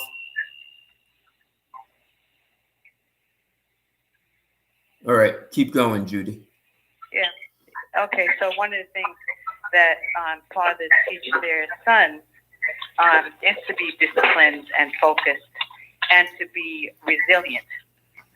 To be resilient in spite of whatever they face in their life, that they can overcome it because they saw their father do it. They saw their father in action, and they might not have had a great relationship with their father, but they remember things because you're right that they learn from their fathers.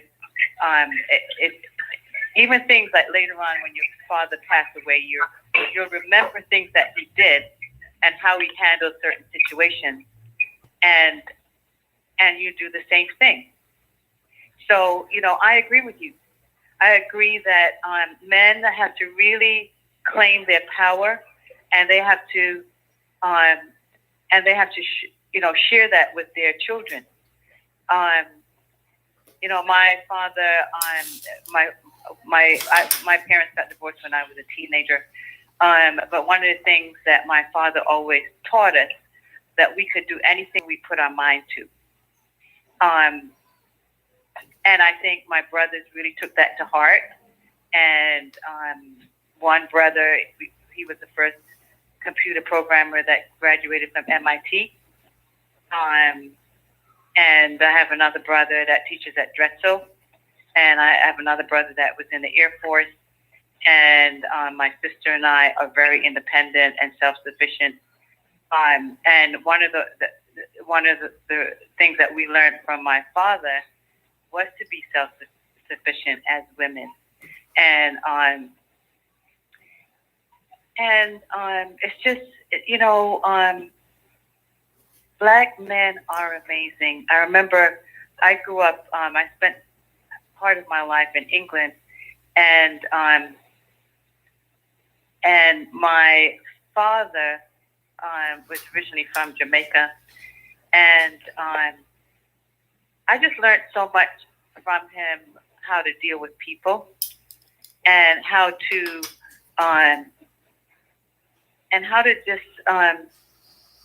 just be myself. And he made mistakes. They weren't perfect, but he worked hard. He worked for Ford Motor Company, and he loved cars, and he loved motorcycles. And I remember when I was 4 years old, he taught me all the different parts of motorcycles. But he was just, he taught by example. He really taught us by example. And I mean, each of you guys that's on this radio show, are incredible human beings and incredible men. And, I just learned so much just listening to you talking and exchanging ideas and expressing your point of view and just sharing together. And I just really enjoy the show. I've been listening to the show for a while, and it's really a pleasure to hear you share what you're thinking, why you're thinking what you're thinking, and I just really learned a lot, so much from you guys. And I think of all of you as my brothers, and I'm a little corny like that, but. So do you think most women are interested to hear what men have to say? No, they're raised not to, and especially in the United States. Why? They're raised to disrespect men. They're raised. It's in the education system. It's like I remember in the 1970s hearing for the first time about feminism, and it went totally against everything that my culture taught me. But I think it's being taught. It's in the literature. It's being taught in schools. Did you ask me why? Judy, right? Yes. Let me ask you this, Judy. So this is why, for life, I can't understand it. Like, women have so much power in their femininity that, look, Helen of Troy was able to get, 2 countries to go to war over her femininity. Why is it that when men tell women that, no, look, we don't hate you, we're just trying to get you to be feminine, because number one, that's what we want. We want our women to be soft and sweet. We don't want to lay next to a woman who talks to us like a man, because we're heterosexual. Right. We don't want to lay next to a woman who feels like she has to be as masculine as us, or feels like she has to fight the world. Like, no, that's our job to go out and fight the world and to save you from it. Why is it so many women have such a problem with embracing their femininity? It's when they know that not embracing it only hurts them. It makes them unhappy. It makes them I think they're being defiant. I think they're being defiant. I think it's being taught. And they learn it. They learn it from what they see on TV. They learn it from the cartoons. They it's like it's what they see on TV. Like I was watching the show. And it was a couple, and it was Aretha Franklin's music video, and it was called "You Better Think." So it's like, you know that song I'm talking about, Chris, right? Yeah. So it's being taught. It's like it's like in the song. Here she is reprimanding the man in the restaurant about you better think about what you're doing, you better think. And it's in the movie. It's in the Blues Brothers. Yeah. Remember that skit? I get it. Yeah, and you're right. TV has just become a feminist cesspool to where if you look at every TV show now, it's showing that the women in these TV shows are all stronger than men. When they get to these fighting scenes, you always see some woman who's literally a third the size of a man just beating up these men. When we know, like pure physics, it's not going to work out like that, you know. And like I don't care. I don't give a damn how well a woman knows, how much karate a woman knows. I am bigger. I am stronger than her. And all I have to do is just grab her one time, and I can introduce her to sexual dimorphism. Which sexual dimorphism, for those who don't know, it means there's a distinct difference between the sexes. One is more dominant, the other is the weaker sex, and that's just how it is, you know. But you see it, and the men they make all the men stupid, and of course the women are smart. When in reality, if women are so smart, why is everything built by a man? Well, it's been taught in psychiatry and I'm a teacher and one the child development. They have these research that say boys develop slower than girls. Girls are develop faster than boys, and girls are smarter. So when you have it, when you're being taught that, then you think that girls are smarter than boys. Boys are dumb. Boys are stupid. Boys don't know what they're doing. So then you have that mindset from you're a kid all the way until adult. So it's being taught. Well, I will say this. There was another show I saw, and there was this. This was kind of funny, but it wasn't funny. So there was these two boys about 5 years old, and they're in an area playing with their cards. And this cute little girl comes into the room, and she asks them if they want some tea. And so they were like, "Oh yes," and they want to play with her. So she's been going. You see the cat that she goes back and brings them some tea and little juice in a cup. It's in a cup. So then, towards the ending, you see her go to the toilet.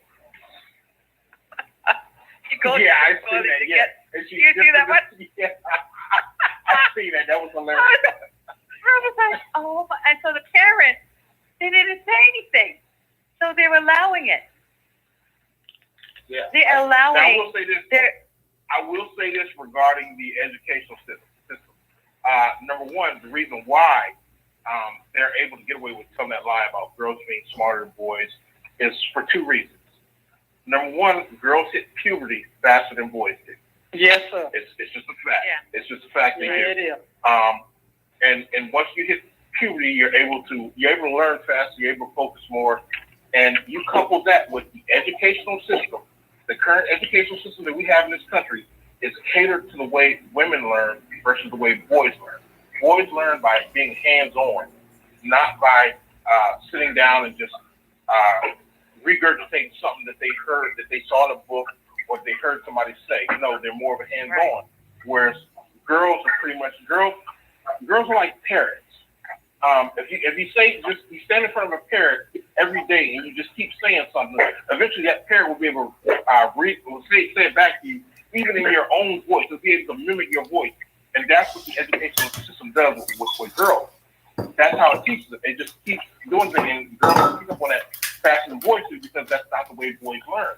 Now, once a boy hits puberty, game over for women. Game over. Once a boy hits puberty, that his intelligence surpasses the girl, surpasses a girl's intelligence, and she can never catch up. Never. She will never be as intelligent as him ever again.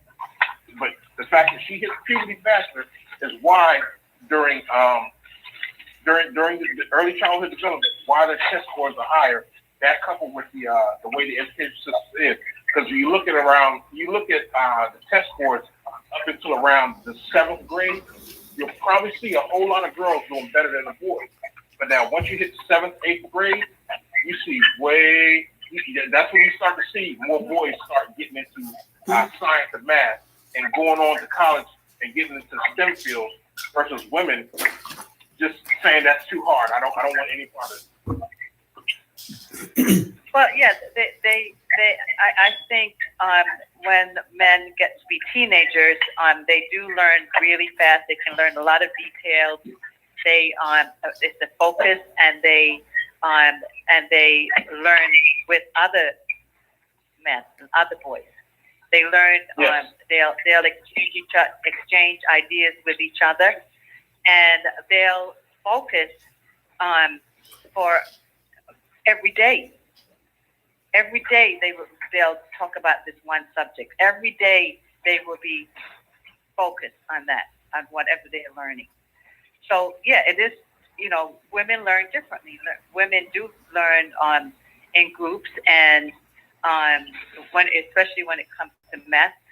In some of the private schools, how they teach girls math is in a group setting, while they're learning it, they're also learning other things like how to knit and things like that. But they're learning as a group. So I think boys and girls, males and females, learn differently.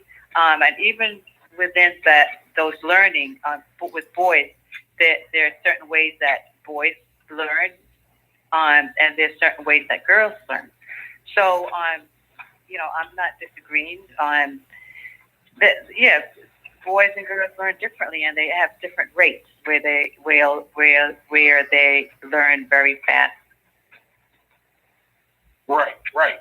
And even if you look at private schools where you take an all boys school, you take an all girls school, by the time they hit 12th grade, the boys' scores are way higher than the girls' every subject across the board. Every subject across the board. Well, part of the reason, like Luke Chase brought up in the comment section about girls hit puberty fast because that's nature's way of telling them that their breeding age, and as sick as it sounds, it's true.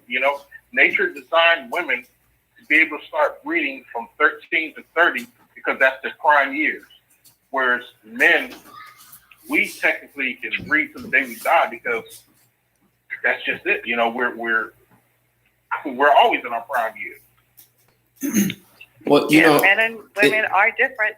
It's interesting because when you look at high school and they want students to go into math and science, for let's just say it costs $1. It costs money to get people to major in math and science. So the education system in high school, they have to invest in the children to major in, so they go become engineers and mathematicians and computer science, all those things. So it takes $1 to get a boy to major in one of those. And historically, they've been able to get quite a few boys.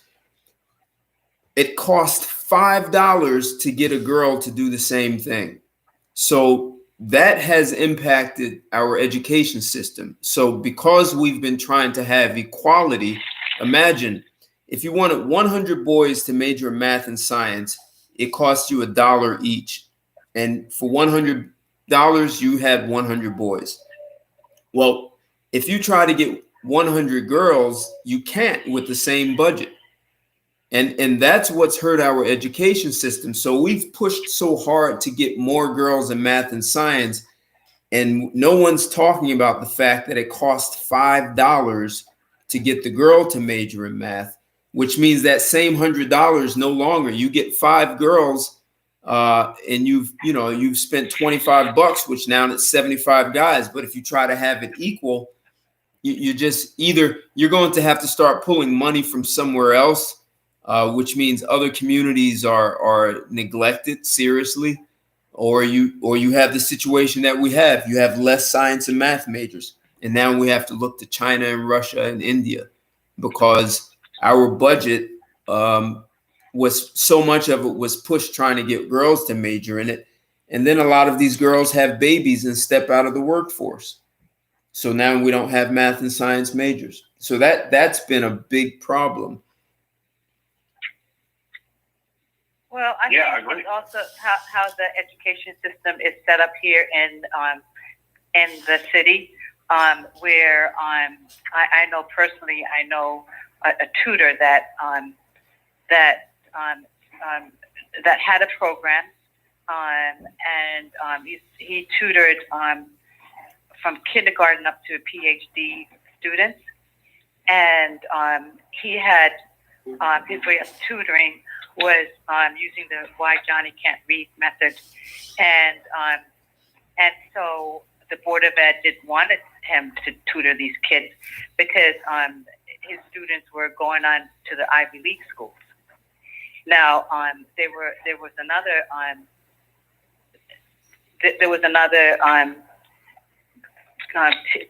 groups of teachers in the South Bronx that were teaching students from the projects through music and art, and their students was able. The music students were they were like in second, mostly boys, African American boys.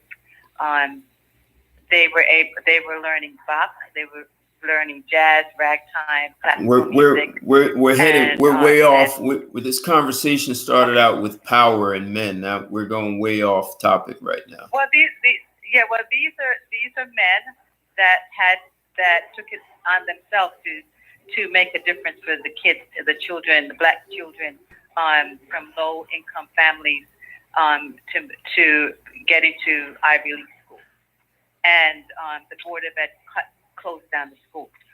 Right. So, right. A lot of, I just want to share that. Okay, thank you. So part of the reason that I'm saying, you all were saying something earlier. If a major part of a boy's power is his father, and we start having more boys being raised without the father in the home, he's having less access to understanding power, right? So he now uses TV, music to understand power, and we see where that's going, right?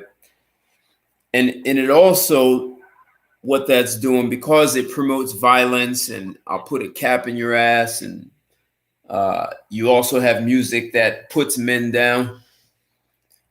It's becoming harder for men to even work together, to even build. So we're actually the whole divide of poverty and the haves and haves not. It seems like that's becoming bigger because the less that men understand their own birthright power, it seems like society is deteriorating. So part of what I'm getting at is, yes, if your power comes from your father, there's something else in there, and being able to work with other men by engaging and cooperating with your father, it makes it easier for you to work with other men. So we're seeing a lot of men not being able to work together now. What do you guys think of that? Yes, I agree, and it's because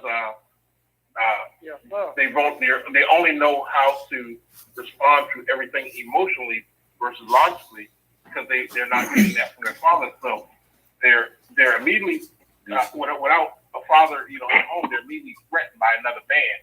And once they're threatened by that other man, since they didn't have a man to teach them how to deal with other men, they only know how to respond emotionally to that other man. And that's when, well, men, when we get emotional, we resort to violence, That's our trigger, we're gonna get violence when we, solve that problem or whatever. And then after that, they may start to think, logically. And some of them, even then, you got guys who, who've killed people, and because they've got out in their emotions, and even on their way to jail, as they're being handcuffed and led out the courtroom, they still didn't feel like they've done anything wrong because they don't know how to think logically. Well, you're saying something important, right? Who was that? Kendrick?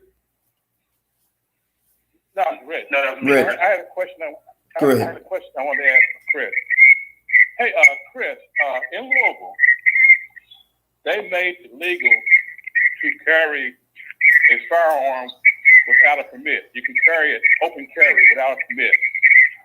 And they did that a couple of years ago. And I predicted that when they did that, you got a lot of these young black men in Louisville carrying firearms. And as of last week, there have been 100 homicides, not all black, but I meant that. But last week, there have been 100 homicides in Louisville. And I think that kind of dovetails into what you're saying. When you got a lot of emotional ass men packing around firearms, they're going to get angry, they're going to get mad, just pull it out and go bam, instead of just thinking about the ramifications of doing that. And that's why we see so many homicides. It's 100 now, and the year's not even over. And it correlates with these guys being able to open. You walk, it looks like the Wild Wild West when I go home. All these young black men have firearms strapped on the hip. The last time I was there, a black guy got shot and killed about 5 blocks from my mother's house. When the crowd gathered, all the black men had firearms strapped on their hip. It becomes lit. So I mean, I think that is a result of an emotionalized man having quick access to deadly force. But before, if Chris got mad at me, he had to walk back to his car and get his gun first. Then he sits there and he got going to the drug department. He thinks it over. Nah, I ain't gonna shoot Rich. He ain't working. Now he's got the gun right there, and he pulls it out and just shoots. And I think that's what they're seeing. Mm-hmm. Yeah. See, you're absolutely right. It's dumb motherfuckers like that get our rights taken. You know what I mean? Because let me tell you something. Having a firearm is for protection. We have open carry in Oklahoma, and it is not uncommon to walk in a Walmart in Oklahoma and bump into 30, 40 people, all with guns on their hips. There was a movie, was it Young Guns, where they said an armed society is a polite society, and that's true for the most part. You don't see those men because number one, they raised around their fathers, and it's mostly white men. Right. You don't see them. Right. You don't see them having any problem with each other. And as a matter of fact, I'll say this. Even in Oklahoma, I carry my gun everywhere I go. I've never had a cop look at me sideways because he saw a gun on my hip. Never happened. Never had another white person do it. It's never happened. But you know who does? Other black men. They look at it, and I can hear the comments that they make. Oh, look, you got the grizzly, you got a Glock, and I'm like, no, it's not a Glock, but they're just making all kinds of stupid comments, and I'm like, you don't realize that I'm just taking advantage of the same rights that you have, and you shouldn't be sitting here trying to glamorize it or anything. Just ignore it. Everybody else is. Why are you focusing on it? But yeah, they don't know how to wield the power. They don't know how to wield the power they have without the gun. So you give them a gun, you give them something that's very powerful like a gun, they're damn sure not going to know how to wield that. I give you something simple that. I give you something that though. It was a minute a day I walked the street from my cousin. He disabled. He can't get out. So a lot of times I walk and I told machetes, chainsaws, and axes up and down the street with me. Guess what? The police walked straight past me and didn't even fool me. Yeah. They didn't even fool me. I had my work. You know what I'm saying? But I carried myself a certain way though. Hey, did you guys realize that it's nature and part of our biochemistry for men to actually fight, right? So they've done studies. It's men and boys and girls, men and women are very different. And so they took 3-year-old boys and girls and looked at bedtime stories. The boys wanted a bedtime story that was action, adventure, violence. The girls, the same age, wanted the fairy tale, the princess. They wanted a story with a happy ending. And they're following these children when they get 10 years old. 10-year-old boys are 20 times more likely to fight than 10-year-old girls. But here's the interesting thing. When the girls fight, it's usually not physical. They fight with words. So they are, and the girl who wins the argument or the nasty word fight, she becomes a bully. And so they looked at the two girls who had it out with words during lunchtime. Girl who won who said the nastiest things would get the other girls to pick on the girl who lost, and the bullying can continue, just verbal abuse. With the same 10-year-old boys, they were sitting at a lunch table together, laughing and joking like the fight never happened. So and so they looked at primates, chimpanzees, the same exact pattern. The chimpanzees that are about the age of a 10-year-old boy and girl, the female chimps are screaming at each other, and they can never, they don't interact after that. The male chimpanzees, they slug it out, and then later in the day, they're grooming, like finding ticks or whatever they're finding on each other. They're grooming each other. So there's something that men have that allows us to have arguments, debates, slug it out, and then go have a beer and say, now we can go work on something. You know, there are a lot of guys who've had fights with their best friend, and it's a way that we push one another. My father wrestled with my brother and I a lot. It was a way for our physical strength, you know, and that affects you mentally. Women don't have that. So if a boy is growing up with just his mother, there are going to be a lot of missing pieces, and we take for granted that a father is passing on to his son just through day-to-day interaction. And so that you end up with what Richard is saying. They don't know how to push boundaries with another boy. So they end up just pulling out a gun and being emotional. Like they hear their mother, I'll kick your ass, I'll shoot you. Or Chris, you were saying it's like, shoot me. And then the guy shoots her and she screams, why'd you shoot me? So this is part of the reason I'm saying men get their power from their father, because then you can slug it out with another 10-year-old boy or 18-year-old man or have rough words in a boardroom. There are men in a boardroom who have rough words, and then it's like, all right, Bob, let's work this out. You know where I stand on it. I know where you stand. Now, how do we make this work? And that's if we take that out of society, then what are we going to have? Political correctness, and you can't say anything. So we have to walk around with everything that's broken. 90 seconds. You know, I was in meetings where I saw white men say things to each other that if they had been black men, they would have spoken for the next 30 years. But just like Ted's saying, they were working things out and trying to do the best for the company. And so their personalities have clashed. That's only natural. But black men would take it personally. Wow, that nigga said I did this, I did that. And, well, and you can't do 60 that. seconds. Well, so if they're raised with their father, it almost doesn't matter. Like, that's what I'm getting. This is not even about race. This is really about having grown up with your father in the house and the example he sets for you. Because look at all the mass shootings. Those are mostly white guys, and 99.9% of them were young guys who came out of a single mother household. Yes. The school shooters. Yep. All of them. Like 80% of them come from single mother households, yes. Even this last one right here. This last Kyle Witten. His What mother about that actually Columbine drove boy? his mother actually drove him there. Oh, no. What about that that boy who was making 10 mom and seconds. dead his house? I think its last one is different though. I think its last shoe is different because they are not. No, Rich. Look, his mother. That boy was 17 years old. Okay. First of all, no dad.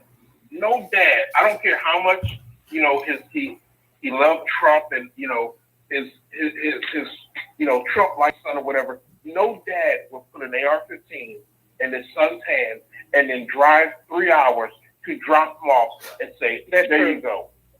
You go out there and you go against those protesters. I got that. Because what he I'm knows saying what's going to happen. If that's the case, his dad is what I'm saying is, I think in this climate that we have, this political climate that we have, depending on the dad's politics, what he believes in, his ideology, what he stands for, that determines whether he gets a platform or not. And since he's not getting a platform, I haven't even seen him, haven't heard anything from him, or he hasn't said anything to my knowledge. That tells me his platform isn't what the people are looking for. Whatever it is, it's not what they're looking for. So His dad, I like to hear from the father. I like to hear from him. And Chris, you're probably right. I'm just saying that right. I'm just saying I like to hear from the father. Because look at all those all those white men out there that are armed, that are anti-protesters, right? Even them, you don't see them dragging any of their sons along. No, they're out there doing that themselves. But they don't want their sons out there too, because they know things could get ugly, and they don't want their children being in harm's way.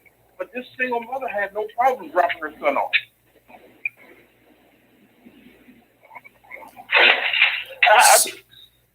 So, Legard is. I just think if the jury's out, do you really hear from the father and hear what his politics are? And see what I suspect. Richard, his ideologies are irrelevant because he is the one who dropped that kid off. He understood that he didn't want his kid anywhere near there. She didn't. So his father could be in the KKK, but you know what? His father wasn't the one driving him down there and dropping him off. His father might be in the KKK, but he still understood that he didn't want his son down there because he knew how dangerous it was for his son. But women don't have a sense of order or a sense of danger, so she had no problem taking him down there. I got that, Chris, but I also got that some social events are orchestrated to try to control the public narrative, and I'm not sure that's not what's going on here. Rosa Parks wasn't the first Rosa Parks, you know that, but she set the narrative was another one that people wanted to use at that time, and so maybe having a mom drag his kid is fitting the narrative that certain people want. That's all I'm saying. All right, got it. We got it, okay. Richard. Yep, that's a different topic, but got it. Someone said that a female fight generally never ends, right? So that's part of what I was saying.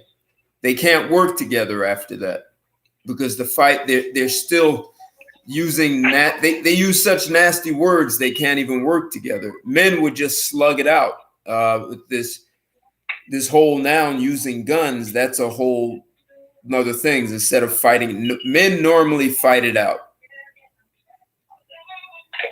And even if they use words, they'll say strong words. Hey, someone has way too much background. I don't know if it's more than one person. Doors closing, walking. Go on mute if you're not talking. Somebody's playing music. Also, but yeah, you're right. Yeah, as because men, we know that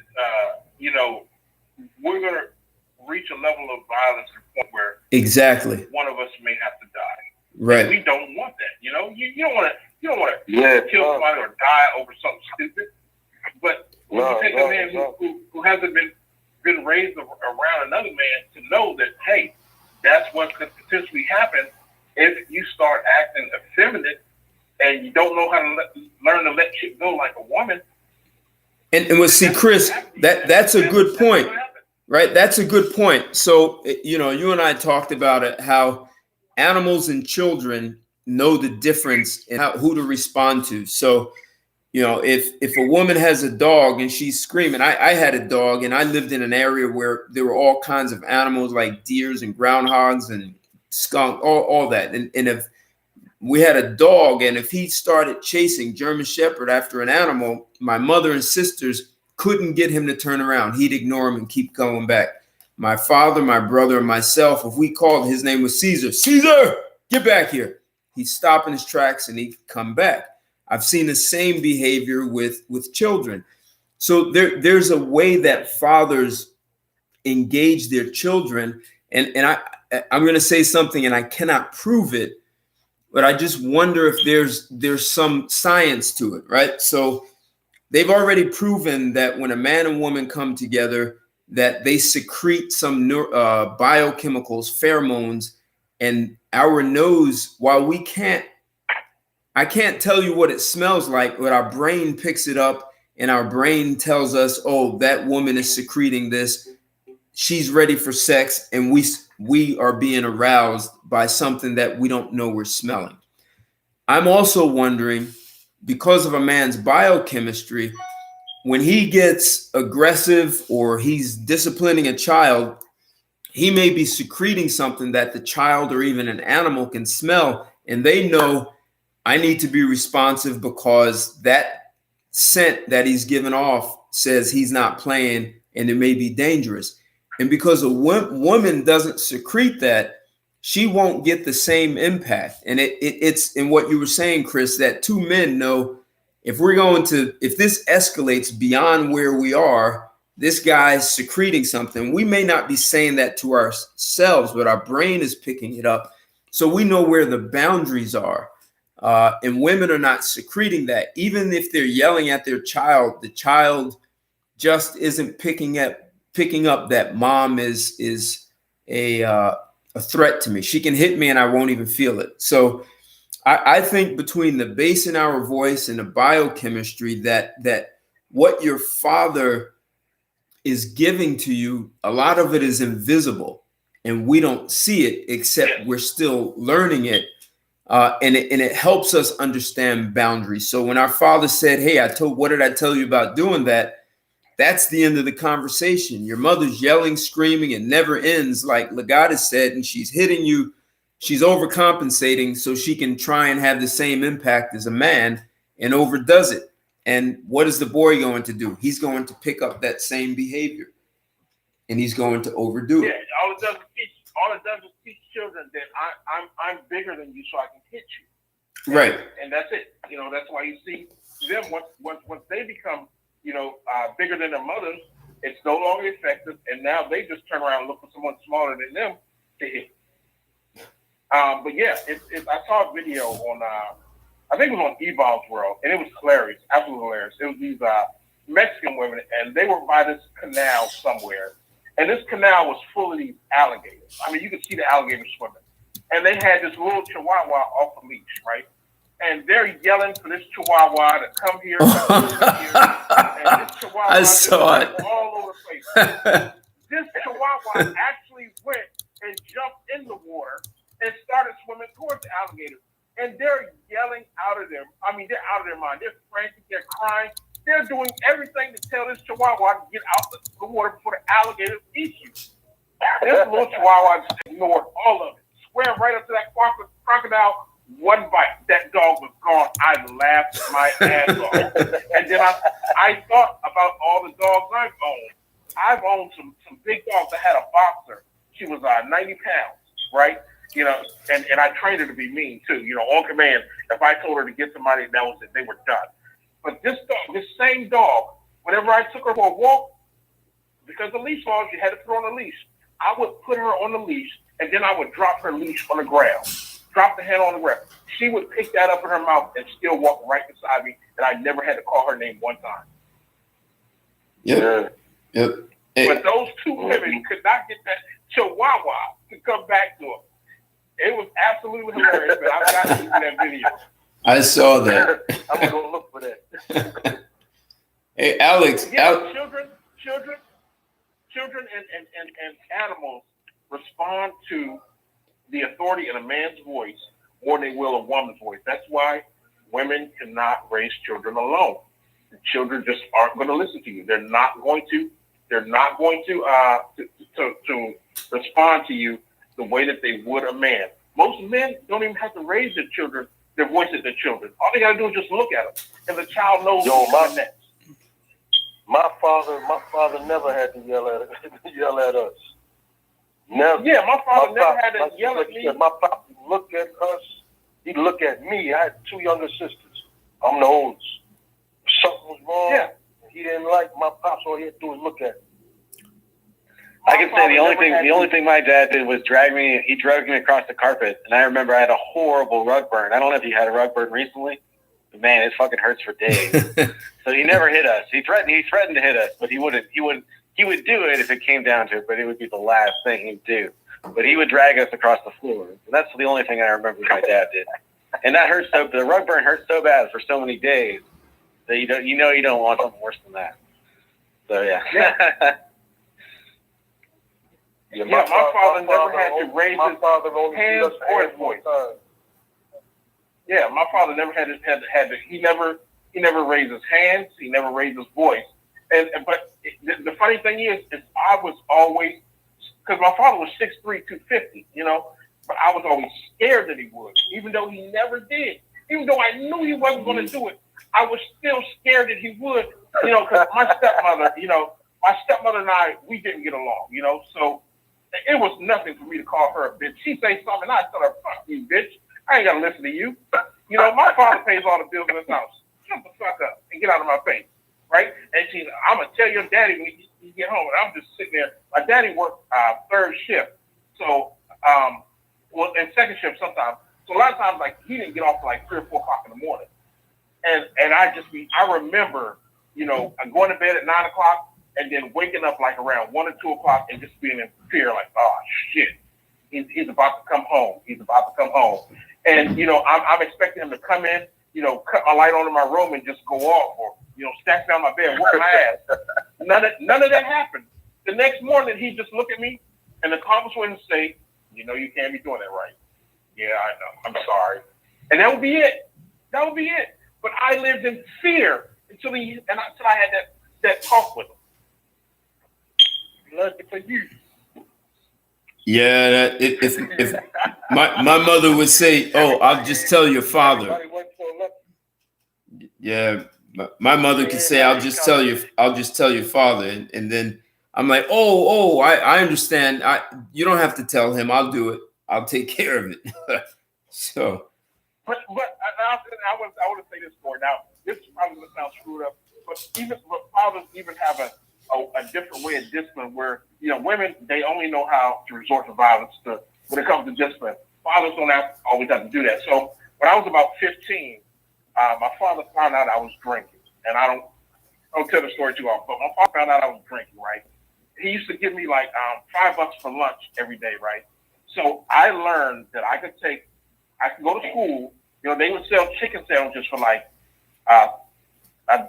60 cents or something like that. So I'd spend like $3 on my lunch.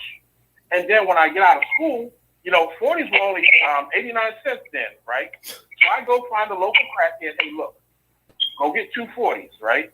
You can get one and you bring me one back. You can keep the change, right? And the $2 will be gone right there. So, and I remember, I can't remember how it happened, but my father found out that I was drinking. I don't know if he smelled it on my breath or whatever, So he said, one day we were watching the NBA championship. I'll never forget it. It was my favorite team had made it to the championship, Portland Trailblazers, and they were playing the Chicago Bulls. He said, "So you want to drink, huh?" I was like, "You think you can handle it, huh?" And I was like, and I was talking cash shit. So I was like, "Yeah, I can handle it, man.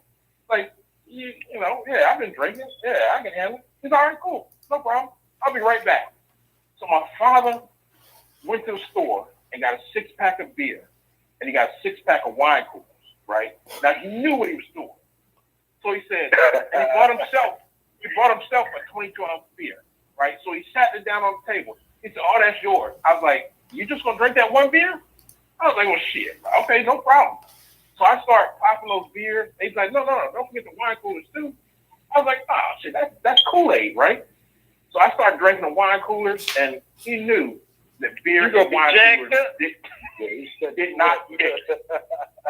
Let me tell you, that was the sickest I've ever been in my life. I know you were, and he knew I was drunk because I said, oh man, I didn't even make it to the end of the game. I said, I'm going to bed, man. I'm going to bed. I'm tired. He's like, you're not tired. You're drunk. I said, no, I'm not drunk. I'm not tired, man. I'm going to bed. I went back. I got in my bed, and let me tell you, I ended up painting my whole room red, the color of the wine cooler. And all he did is come in my room. He came in my room. He turned the light on. He said, have you learned your lesson yet? I said, yeah, I have. He said, I don't want to hear about you drinking anymore. And I was 15. I didn't have another drink until I was 19 years old. Wow. Good story. Good story. I was slick with man, y'all. So, yeah, we used to go get to that Walgreens. Me and a couple friends, man, used to hit the Walgreens up on the vanilla extract for myself. And boy, you talking about go back tipsy. You be sitting up at tips on vanilla extract and orange juice. These little kids now don't know their back there. You be sitting up there on that vanilla extract. Vicks 44. Vicks 44. I used to go in my grandmother's closet in the bathroom, in the medicine cabinet, and drink the Vicks 44. They don't even sell that shit no more. I'm 50 years old, so that was back in the 70s. Yeah. But yeah, men have even a different way of disciplining children where they don't need to put their hands on children. And a lot of times the children actually learn from the mistakes that the men are trying to prevent them from making. So, whereas women, when they resort to hitting children, they never truly teach the children how to not make those mistakes again. They just teach them that if you do this, I'm bigger and I'm bigger than you, so I'll hit you if you do it. Yeah, but why are you hitting me? Why are you not doing it? They never teach them that lesson.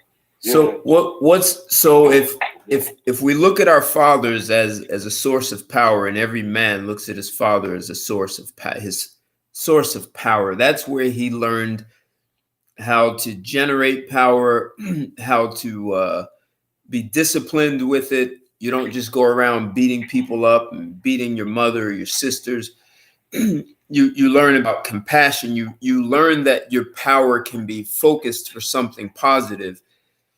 Yet here we are living in a time where we're told that same power that we've learned from a child is toxic because our power is masculinity. Masculinity is our power. So we have some guys who are siding with these women and saying, yeah, we should stop being masculine because it's toxic, and we're sexist and misogynist if we exude any sense of power.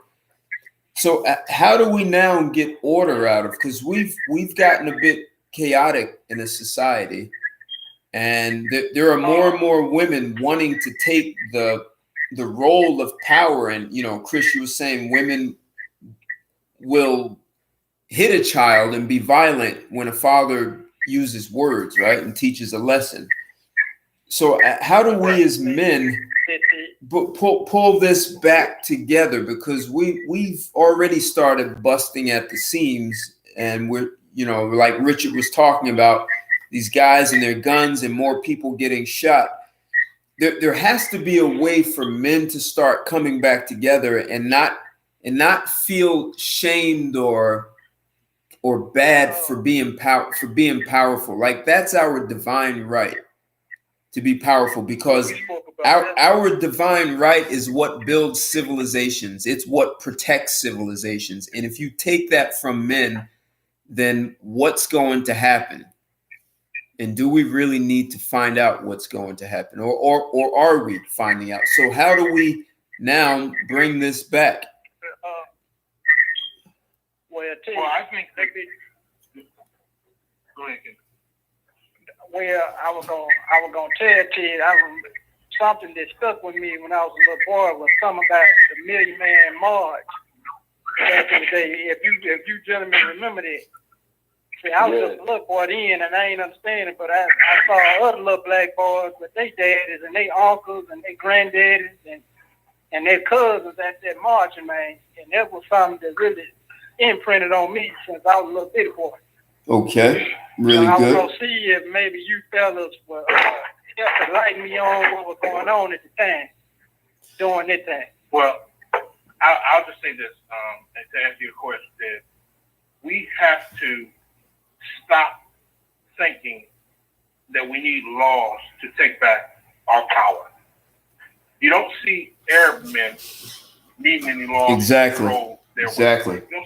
You don't see Jews needing any laws. You don't see Asians needing. So neither white men nor black men should need laws to do it. You simply just do it. You see a woman getting out of place, you put her back in her place, and you know what? Right. If every man starts doing that, they don't have room in the prisons to lock us all up. They don't. Exactly. And you don't need if you're looking for the laws to change for you to do that, it's not going to happen because women outnumber us as both. But they're still smaller and weaker than us, so we still have the ability to put them in their place. And that's what it's going to take. It's going to take men to realize that hey, I have this power, and I'm going to wield it now. And I don't give a damn what the law says. The law's not going to stop. I'm going to die on my feet before I live on my knees. That's right. That's right. Go ahead. We got too many simp motherfuckers running, we got too many simp motherfuckers walking around, man. Too many yes men. I agree. And too many men that are willing to be corporate slaves. Got too much of that shit. I agree. And I Luke, agree, but yeah, men just have to say, stop asking women to do shit and just tell them. And then once you tell them, make them. Exactly. Luke Chase said, if China goes to war with the U.S., women will shut up with the toxic masculinity narrative. They damn sure will. Because their women fall right the fucking line. And they better not fucking say nothing. Yep. You don't, like I said, you don't see Arabs or Asians having this problem. It's only us. As a matter of fact, the Arabs are able to establish their own communities where even the U.S., the police can't go in there and try to subvert their power, can't usurp them. They tell their women if they tell their women, that this is a Sharia zone and you ain't driving, and they get behind the wheel of a car and they get ready to drive somewhere and they snatch them out that car, they can call the police all they want. Those cops will never show up.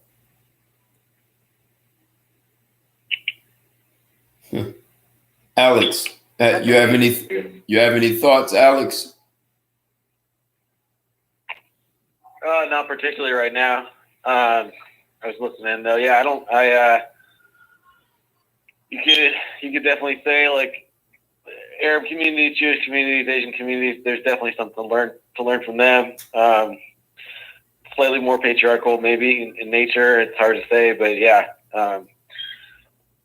The single motherhood rate in I think Chinese, Japanese American in America is definitely a lower rate than in white America, Black America. So who knows how they do it, right?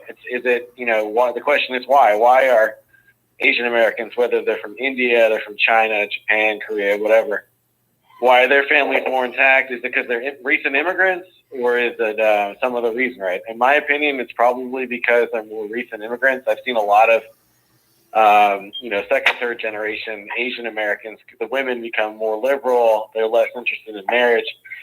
So I'm inclined to think that the recent immigration effect is the strongest effect, but hopefully there's something to learn there, right? Who knows? Well, they're still about how to keep a family intact, right? That's the question. Right. If the answer is fatherhood, then the question is how you get there.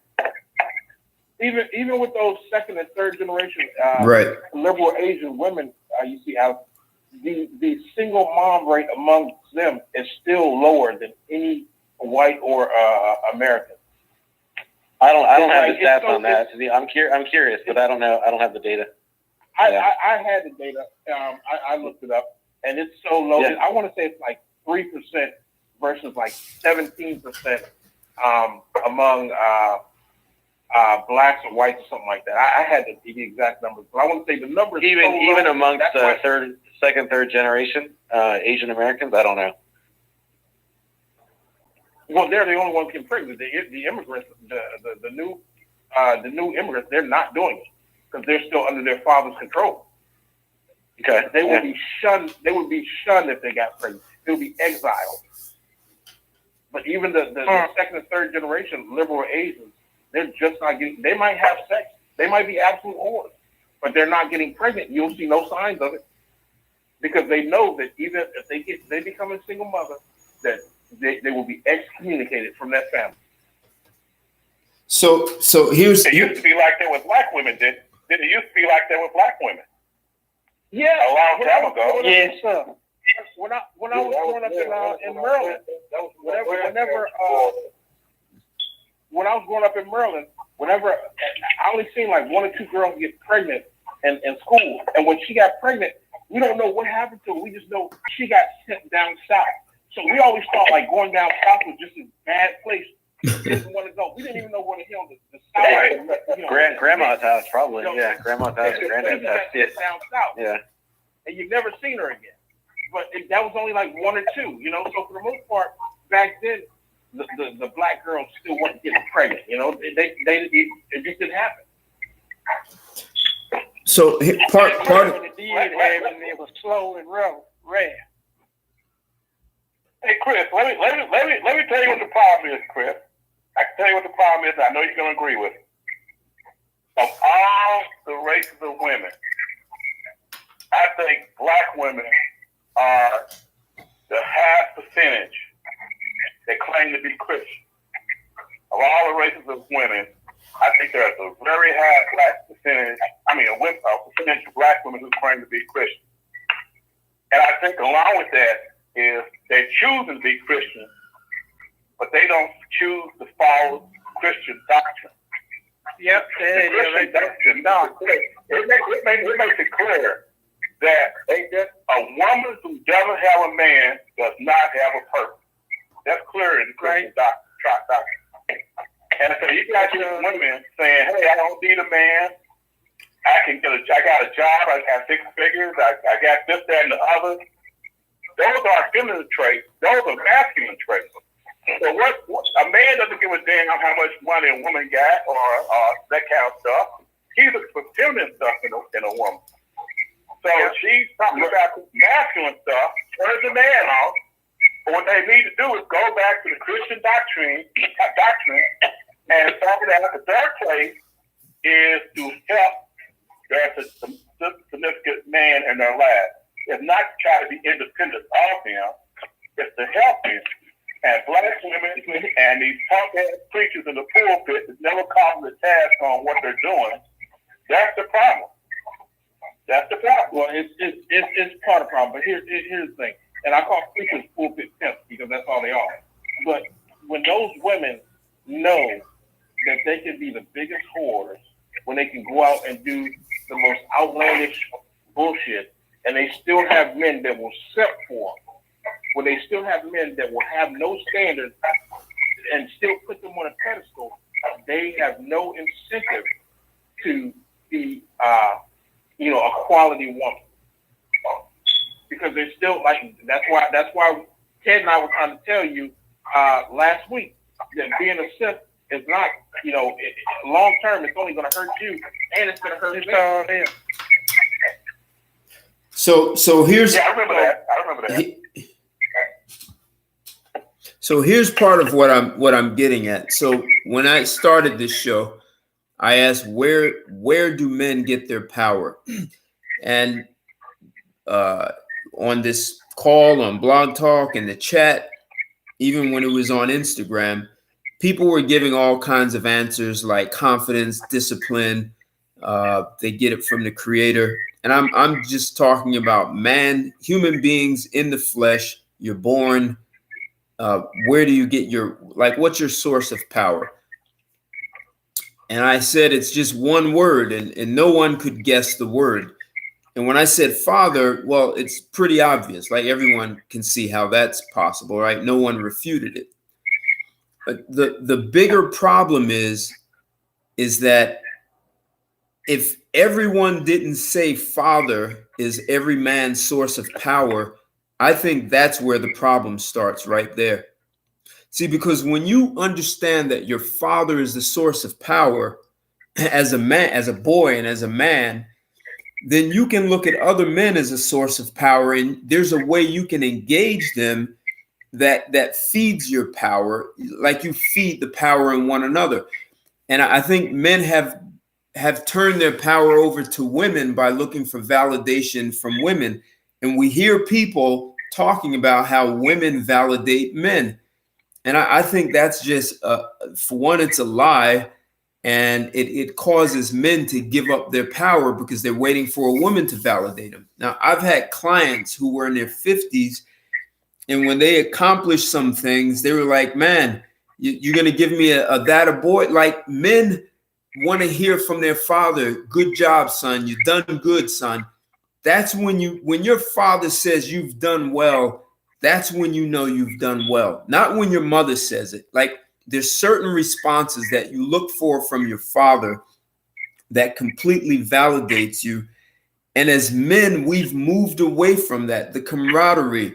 If you can acknowledge your father as being the source of power, you can acknowledge other men as being a source of power.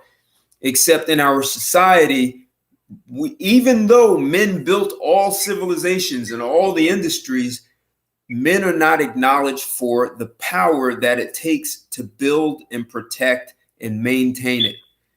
And I think the problem is even men are starting to side with the women, whether it's they realize it or not. It's like men are not honoring the power that it takes for other men to do it. You know, there's, oh, well, he just got lucky, or he was born rich, or genetics. Like, we don't see that other men have power that doesn't compete with ours. Every man has his own unique power, just like he has his own unique thumbprint. And I think what women are doing has nothing to do with women. It has everything to do with men releasing their power and giving it to women. So that's really what I'm getting at. Like, if we could acknowledge that dad is the source of power for us, which means all other men are a source of power, because we all can be dads. We carry life. So if men can understand that we, one another, are the source of power, and like, there are some things, if you put one battery in, it has no power. But if you put 4 batteries in, it has power. So 4 men become more powerful than 1 man or 1 battery. You guys get what I'm saying here? Oh yeah, iron sharp iron. Yeah, and it's a bad place when we've looked for women to validate us, because it's giving our sons, it's teaching them the wrong things. It's sending them in the wrong direction. Because women don't know, like you and Chris elaborated on, women don't know shit about society. They haven't built I'm one. glad you said that. They never built one. I'm glad you said You know, that. we don't have to know shit about the fact that they recognize where their place was. And that is to help the man who does recognize what's going on in society. That's their place. That's that man. Men have to acknowledge their own power for her to know her place. Otherwise, she's going to think that she's being told she's equal and she should have equal power, but she doesn't have equal responsibility. Reggie said earlier, if we gave women absolute equality across the board, they would hate it, because they'd have to be responsible. They'd have to go to jail. They'd get punched in the jaw for like a man would hit another dude.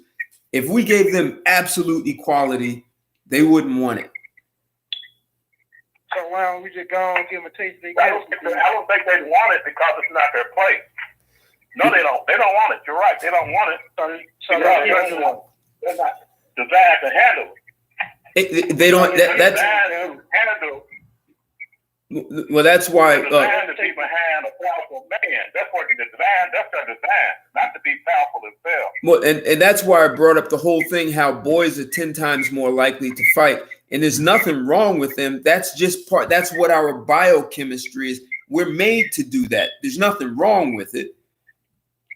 And men need places where they can express their physical nature, but we're taught to be so polished and reserved. And if we don't be reserved and polished, then we're like treated like defective girls or women. And I'm saying men need to honor their own power so that they can honor it in other men. And they've been saying that behind every powerful man is a strong woman. Really, behind every powerful man are other men. That's really what happens. You look at Henry Ford, John D. Rockefeller Sr., Andrew Carnegie. Though they had men. Now, can a woman enhance and bring things out of you? Yes. But the power that it takes to be a titan and accomplish things. If you're on a football team, it's your coach that's helping you be a more powerful world-class player. Mike Tyson lost his coach, and that affected how he boxed. And in fact, his wife drove him crazy, Robin Givens. So what I'm getting at is that men need to acknowledge the power in one another if we're going to actually get our society back on the rails, because it has been derailed. But the point is, men's power, and I think I tried to bring this up in the last call, men's power with other men only goes to a certain extent. That's why a woman's power takes over. You're never going to see Ted Santos' leg on a billboard to sell a car. You're never going to see that. Because a woman has an innate power that causes men to do things that other men can't. And that's what I'm trying to get across. Women have an innate power, and unfortunately, these feminists have convinced women, for whatever reason, to give that innate power up and become feminists, which is beyond my comprehension why they want to do that.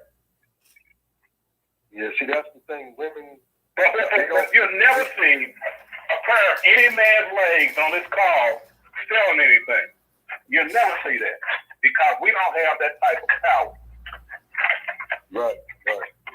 No, actually, we have way more power than that because we have the power. No, Richard, I'm silent. I'm always silent when you speak, Richard. I'm always silent when you speak. So we have the power to build wherever you see that woman's legs, men built that entire infrastructure to make that possible. Otherwise, there'd be nothing there. You see, if women were running everything, if there were never any men, women would be living in caves. There'd be no fire, no wheel. We wouldn't have that stuff. I'm saying men have a power, but women have a different kind of power. It's not the same. That's what I'm saying. I do understand that. What without the man's power, the women, there's nothing. They're not building anything. They're not supposed to build anything. They're not supposed to build bridges and stuff like that. Then what I'm talking about now is how do you get? Hold on. How do you get men to bring that power back collectively? It's like Chris said. It's not about laws. See, if we're waiting on laws, it's never going to happen. It's about men taking the power now, not waiting for someone to pass a law or waiting for women to give you permission. This is what he was saying about Middle Eastern and Asian communities. I don't understand any of that because it sounds like a tangent. All I'm saying is that men have a power, absolutely, no doubt about that. But women have power too. But it's a different type of power. I'm saying I'm saying our society is off the rails, and we cannot wait for women to put it back on the rails. This is not a rant. This is talking about men putting. This is talking about men putting things back on the rails, because women are not going to do that. I don't care about what power women have. It's irrelevant in this conversation, because if we're going to put society back on the rails, no, listen. If it is, it's relevant because it's going to take power to put the civilization back on the rails. It may be irrelevant to you, but not to some other man. It may be irrelevant to you. Well, that's probably a guy who doesn't realize he has power. No, but how we're going to fix this is that those of us of like minds, like what we're talking about tonight, we just have to lead by example, and all the simple motherfuckers are going to perish. Yeah, they are going to perish. Who's that on now? Who's going to perish? And all they're going to have left is the alpha males and the sigma males. Who's that speaking right now? The strongest of our species will survive. Yes, sir. Who's that speaking now? And the blue pill's going to wake up. Who's the brother speaking now? Blue pill, no. Hey, Kendrick, let him answer the question. He's asking him who's speaking. Let him just answer. It's Who was speaking a few minutes ago? Anthony Knox. Okay, Anthony, here's the point I'm trying to get across. I know Ted made a good point, and I'm just trying to get my point across as well. Let's say you go to the mall, and you see this guy with his pants hanging around his ankle. Oh, and you say, "Pull up, brother." He's probably gonna look at you and roll his ass. But if the women that he tried to assuming he's heterosexual, making that something, that the women he's trying to talk to, if they collectively told him, "Look, you ain't gonna get nothing out of me until you stop dressing like a clown," don't you think that they will have more persuasion over that guy than you would? No, I agree with you. You're right. But a lot of these women don't know their power and they misuse it. Well, that's another show. I got that. But don't you agree that they have the power to make that man? You're right. I agree with that. Well, you don't. But I agree with that. You're correct. You're correct. And that's the type of power that I'm talking about that they have that men don't have. That doesn't build civilizations. See, what I'm talking about is correcting, bringing order out of chaos. I don't care if that boy has his pants down or not, because men have power that has nothing. The power I'm talking about has nothing to do with the way you dress. I'm talking about Richard. I'm talking about the power where a man can actually listen to another man without being emotional. And he can let the man speak and then be listened to. And if you don't understand what I'm talking about, then the first thing to do is listen to what I'm saying instead of saying I don't understand it. I'm here. No, I'm not done. I'm not done. I'm talking about how do men come together is what I'm talking about. This has nothing to do with women, because if your father is the source of power, so are other men. A woman saying pull your pants up gives you no power. It just means you pulled your pants up. Okay, can I speak there? Are you done? I am. Okay. If a man is married to a woman, let me back up. When I was a young boy, I was on a school bus, and I remember the little light-skinned, curly-haired boy getting next to the hottest girl in my little elementary grade school, trying to talk to her because he thought he was all that because of how he looked. She looked at his report card and said, "You got all these," and it burned. "I don't want to talk to you." The guy straightened up and become more academically inclined. That's the type of power, and become more academically inclined, opened up stuff to him that wouldn't have normally been opened up to him. So they have the power when they use it correctly. I'm not talking about telling somebody just to pull his pants up the mall. I'm talking about tell these guys, hey, look, you got to get a better job. Get your credit right. Don't ride around in your car without insurance. That's the type of things I'm talking about that these celebrities need to start collectively telling these guys. And Richard, this scenario. We're not doing it. We're not doing it. I didn't interrupt you, brother. I thought you stopped. So we're not doing it. So Can I say something real quick, Richard? wait, let me just say this. What the boy did with his report card is exactly what I'm talking about. He turned his power over to a woman. That's not the power we need from men. Not at all. Because that's what's got men, that's what has women telling men what to do and writing laws, is because men are depending on validation from women. That's why I keep saying, if you understand your father is your source of power, you understand other men are your source of power. So it has nothing to do with what women say and how they feel about it. It's irrelevant. Yeah, let me say something, Richard. Nobody's denying that women have innate power in their femininity to manipulate men to do certain things. But what Ted is saying is they can't use that femininity to get men to build societies. So nobody's disagreeing with what you say. But what you're not understanding is that same power that she got to get him to pull his pants up is not going to get him to build a high-rise skyscraper. It's not going to get him to build a car. He's going to have to rely on another man for that.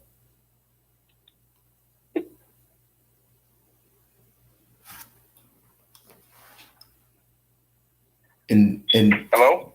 That's how we bring order back. I think about what Chris said. But I'm talking about bringing order back to society. It has nothing to do with women. Yeah. You can't. The people who live in chaos are not going to be able to teach you order, and that's what women do. They live in chaos. It takes men to bring order to their lives. Yes, sir. I agree with that. I agree with that. But the man brings order and structure. I agree with that. But the right woman supports that order and structure, if that makes any sense. I agree with that. But the right woman will support that order. Yeah, the right woman. Keyword support. Keyword. The key word is right. I think the key word is right. That's probably the key word. Well, see, the conversation is how men get power, right? So the right woman is only going to choose you if she sees you as having power. She's not going to choose you if she has to bring it out of you. She'll resent you. Women choose the guy. She's looking for a guy with power. That's coming from your father and other men. That's the conversation I'm having. But see, I don't think, and I might be wrong, Ted, but I don't think black women, because of our history in the United States, I don't think black women can recognize that as a man. I don't think they can, because they don't have the history of seeing what makes a man powerful in the United States. White women have. That's why you see a lot of black men who are accomplished dating white women, because white women know what it takes to have power in America. Black women don't, because they haven't seen it. What we have now, maybe 3 generations of college people at the most? 3 maybe? So they have a history of seeing. So that's in the history of seeing a lot of black women. They don't. And society has brainwashed them into thinking that the powerful black alpha male is a drug dealer standing out there on the corner slinging drugs. And the because one they that haven't is seen sleeping around. Man. What's that? And Tom out here that's sleeping around. These slick talking niggas that run around out here. That's what they think power is. Yeah, you go to a club, right, and you drive there with a 20-year-old car, and you got $50,000 in the bank. Black women ain't gonna look at you. But you drive to a car where other women know that it makes more sense to have $20,000 in the bank than to drive a $20,000 car, then they're going to look at you. Okay. And that's why a lot of professional men are starting to look at white women, because white women understand, especially being a black man in America, what they had to go through to get where they got. That's why most of the black men you see who are accomplished, they got white women. Because they understand this. White women understand it. I've seen sometimes, and I can't be mad at them, man. Hey, guys, here's the deal. I said this in the beginning of the show. In elementary school, high school, little girls know when a boy has power. They know it. And that's why I brought up science. I said I cannot prove it. Just like there are pheromones that men and women secrete and the opposite sex gets turned on by it. I'm willing to bet, if someone hasn't done the research already, I'm willing to bet the guy who has power. Let me tell you part of how I know it. I had a dog that was an Akita, and my bedroom was upstairs. When I went to bed, she slept in the doorway. And this happened more than once. If an aggressive dog quietly walked past my house at 2 a.m. and I'm asleep, my dog could, that aggressive dog gave off a certain scent, and my dog would be at the window going crazy, barking, wanting to fight. I'm saying that men who have power, they give their neurochemicals. There's probably some kind of combination of biochemistry that happens that emits from your body, and women pick it up and they're aroused by that. And they know when a man has power. They know it in elementary school, high school, and you don't have any money. They just know who that guy is, and it happens. So we're using.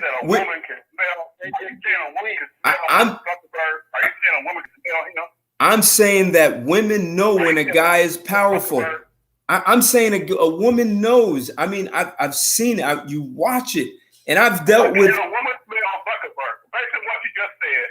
Can Zuckerberg walk into a room in jeans and a t-shirt, and women would smell him, knowing he's powerful? Well, that's been studied. That's been studied. What Ted is talking about, that's been studied.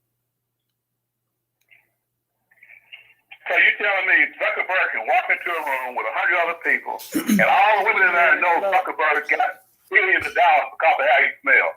You understand what it you understand what it means to have presence? I understand. Is that what you're telling me? Is that what you're telling me? Yes or no? Do you understand what it means to have presence? Is that what you're telling me? No, I just want to make sure so I can connect it for you. Do you understand what it means when you say someone has presence? A strong presence when they walk in the room. Mike Zuckerberg walked in. Hey, Richard, either answer my question or just opt out. Do you understand what? I'm going to connect it. I'm going to connect. I just said I'm going to connect it for you. Do you understand what it? Richard, what I need you to do is to be a man on this call, not a woman. I'm not trying to start me to have a strong man tangent. That doesn't work with me, okay? You're acting like a female. Look, whatever estrogen pills you've taken, are you in a transition? Are you going through a sexual transition to become a female and you're taking some kind of... I'm asking you. That women can smell stuff, and I'm telling you... I've already told you. I already told you. Look, dude, I answered your question and you're asking me to answer something that I answered. So now I'm trying to help you. Now I'm trying to help you since I already answered and you didn't understand. So I'm going to give you another way to understand. No, you're supposed to be insulting me. I didn't hear you answer. You're supposed to be insulting me out here. So without the insult, answer my question. I answered it already. Women can sense that. They may not smell him because they may be maybe 200 yards across the room. No, the brain registers it. The brain registers it. See, people think when you have presence, they think it's just you have presence, but they don't get that when you walk into the room, you are emitting something. I worked on a wearable. I was looking to create a wearable that a woman could wear, and it would register based on a woman's biochemical secretions. It would register when her menstrual cycle was coming and when she was ovulating. There are already patents out there that do it. I've done a ton of research in this area, but the kind of money and investment. But so you can create a device that a woman wears and it tells you when her menstrual cycle is coming. So so when you understand that, you can wear a device that can actually tell you what biochemicals you're secreting. And people can, and no, listen. You stop being a woman. Stop being a woman. Your brain, I already told you, dude. I already told you that are pheromones. Hey, look, man, look. Hey, look. Stop acting like a girl, man. You are acting like a woman. I'll give you respect when you give it. Right now, I have zero respect for you as a man or a woman. I said I have zero respect for you. And you're acting like one. And I'll treat you, look, right now, I'll treat you like the bitch you're acting like. And that's good. And assholes will knock your fucking head off.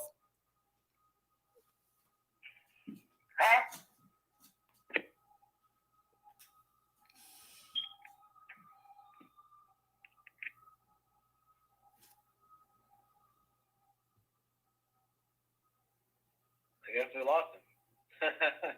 I'm still here. I just couldn't believe I heard what I said. I'm still here. He's gonna do what? I don't repeat to women. Yeah, you don't repeat to women. Yeah, right. Yeah, you better not repeat to what you just said. I'd knock your fucking head off. I'm telling you one more time. I'd knock your fucking head off because I'm an asshole. I'm an asshole. And assholes knock your fucking head off. Okay, well, come knock my head off. Okay. Hey, look, dude, you were a wimp. Look, you were a wimp growing up, and you still are. So chill out.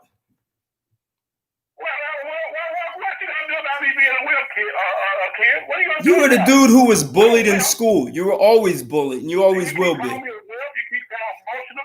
All I did was ask the question of some of the bullshit you're preaching. That's all I did. You couldn't answer the question, so now you want to go down this tangent. That's what assholes do.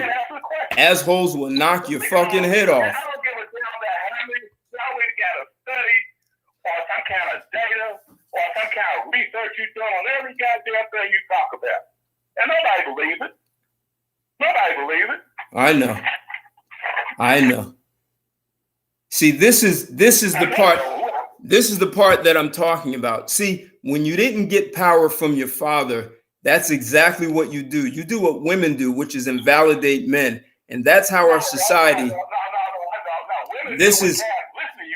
No. Challenge you on the bullshit that you preach every Sunday night. You just told me. You just said no one believes it. You. When you're not. You don't know a goddamn thing about studies. You don't know 10% of nothing. So tell me how you know that. Because no matter what, I hope you don't interrupt me because I'm going to tell you.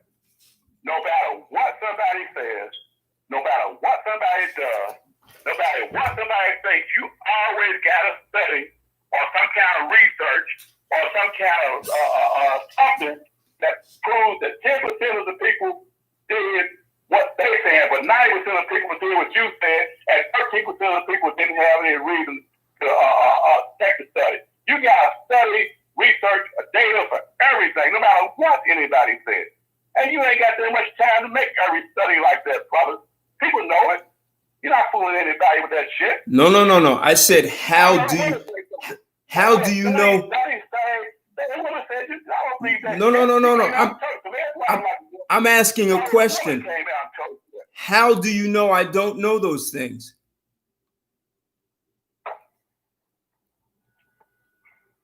Because if you was as smart as you claim you are, you wouldn't be doing what you do. That's how I know. Okay, good. So because let's leave it there. Let's leave it right there. no, because you believe you couldn't do it, you now impose. As you said, when you want to talk, when you want the floor, you cut people off and say, well, that's off the subject. We go on tangent. Why did you say that now? Because it's something you want to talk about. So let me say it. We're off the tangent. We're off the subject. We don't need to talk about this now. Let's get back on the subject the call is about. No, because this is actually what I was talking about. What I was saying is that when you don't realize that your father is the source of power, you can't see that other men are the source of power. And you're actually proving exactly what I was saying. I'm proving somebody's going to smoke my ass. I'm proving somebody's going to smoke my ass and now what's up with power. That's what I'm proving. No. See now what you can go smoke on these other guys there. What you said is that I don't have enough time to know all of that. You have no idea when I started researching human behavior. And if I told you, you wouldn't believe it. Why? Because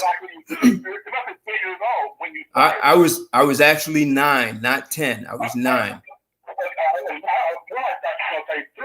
No. You're a 3-year-old when you start talking that stuff. But look, Ted,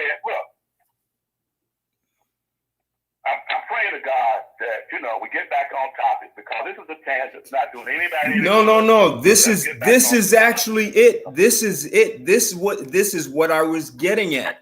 That if men don't realize that their own father is it. See, we live in a society that invalidates men. So men invalidate one another. And then how are we ever going to build anything? We've allowed women to invalidate men. And then there are too many men who follow that. So if you don't realize that your own father is a source of power, how are you going to realize that other men can be a source of power just like your father was?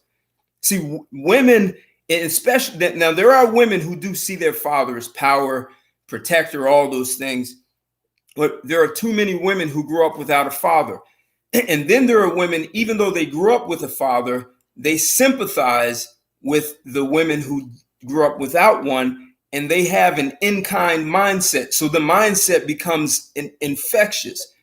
So then you get women teaching it to other boys, to men, and men who sympathize with women or think that sympathizing with women will get them pussy. They start taking on the same mindset as women and they invalidate men just like women do. And women only do it because the feminists told them to do it. That's where it started. That wasn't happening before. So all I'm saying, this is where I was taking the conversation. If men do not understand their father is the source of power, it will be almost impossible for them to realize that other men are a source of power. So when you tell me it's impossible for me to know all that I have, I can't tell you. At 9 years old, I started studying human behavior.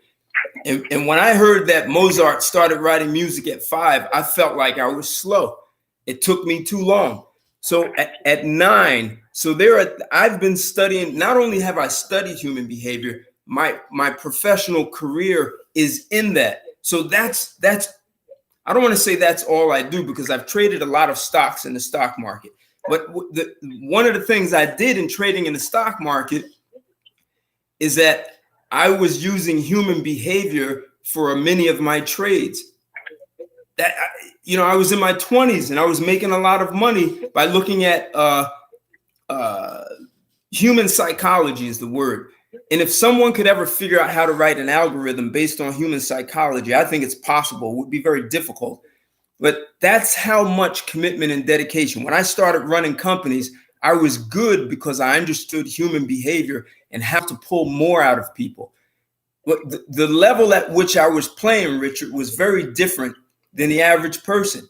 I've done things that you would say is impossible, or I'm just blowing smoke.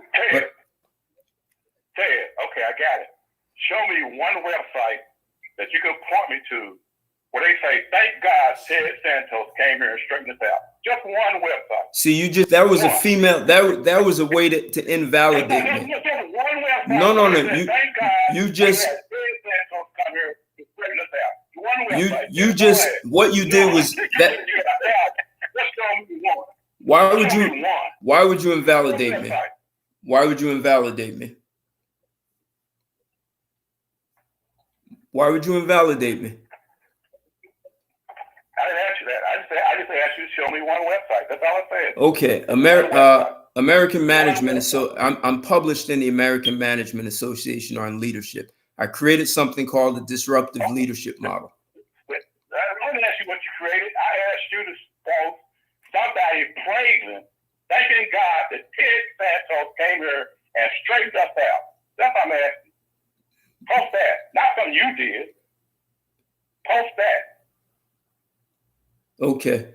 So you're doing, this is what I'm talking about. See, the way that it's going to be. No, listen. Women do not have the power to build civilizations. Otherwise, they would have done it. If you want your civilization to remain strong, and Chris was talking about Asian and Middle Easterns, you have to have some camaraderie and a way for men to work together and acknowledge one another as a source of power. Once you start thinking that women become a source of power for men, you're going to have women creating laws and invalidating men, but they can only invalidate men from a woman's perspective. There's too much that men do or are capable of that women can't. So it's easy to invalidate because they cannot understand it. And what you're doing now is, because you don't understand that the things that I've done or I'm saying are actually factual, I don't have to prove anything. If you take me into a territory and I know nothing, I shut my mouth and I listen.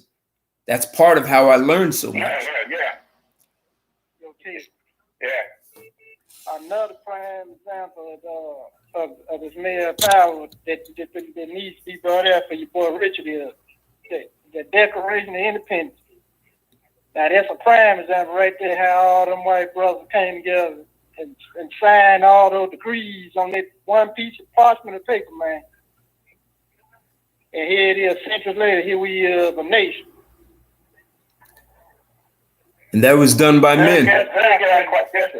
It was 56 men. 56 men.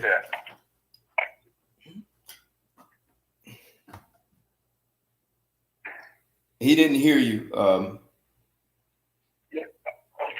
you say it again? I didn't quite catch that. Were you talking to me? Yes. Yeah. What did you say? What did you say? I was saying, as in regards to power, it was amazing to me how you had all those white leaders back in the day that had conspired to write the Declaration of Independence. That was, for somehow reading all them men was able to get together and sign all those decrees and the law, and now here we are as a nation. Couple of centuries later, here we are as a nation. And that's baffling to me, even to this day and time where we are right now. When you all brothers agree to that. It was 56 men who did it, and most of those guys were in their 50s and 60s. So they had power. And you don't hear about, I don't know if there are any nations that were founded by women. I'm not aware of any. But I was just using those brothers in particular because they signed that declaration to you, and I don't see nothing nowhere else in the history where they done signed the declaration other than the Declaration of the United States.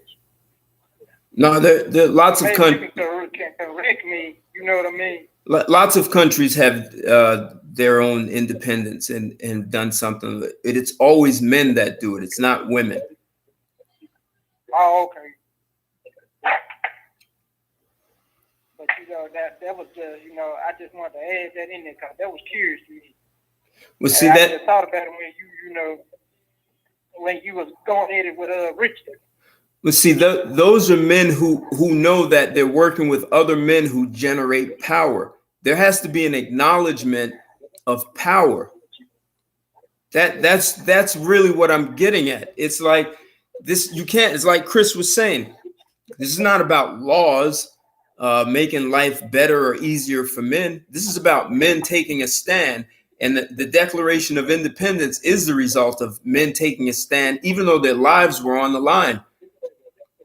Some of them lost property, they lost family members, but they didn't stand down. They stood for something.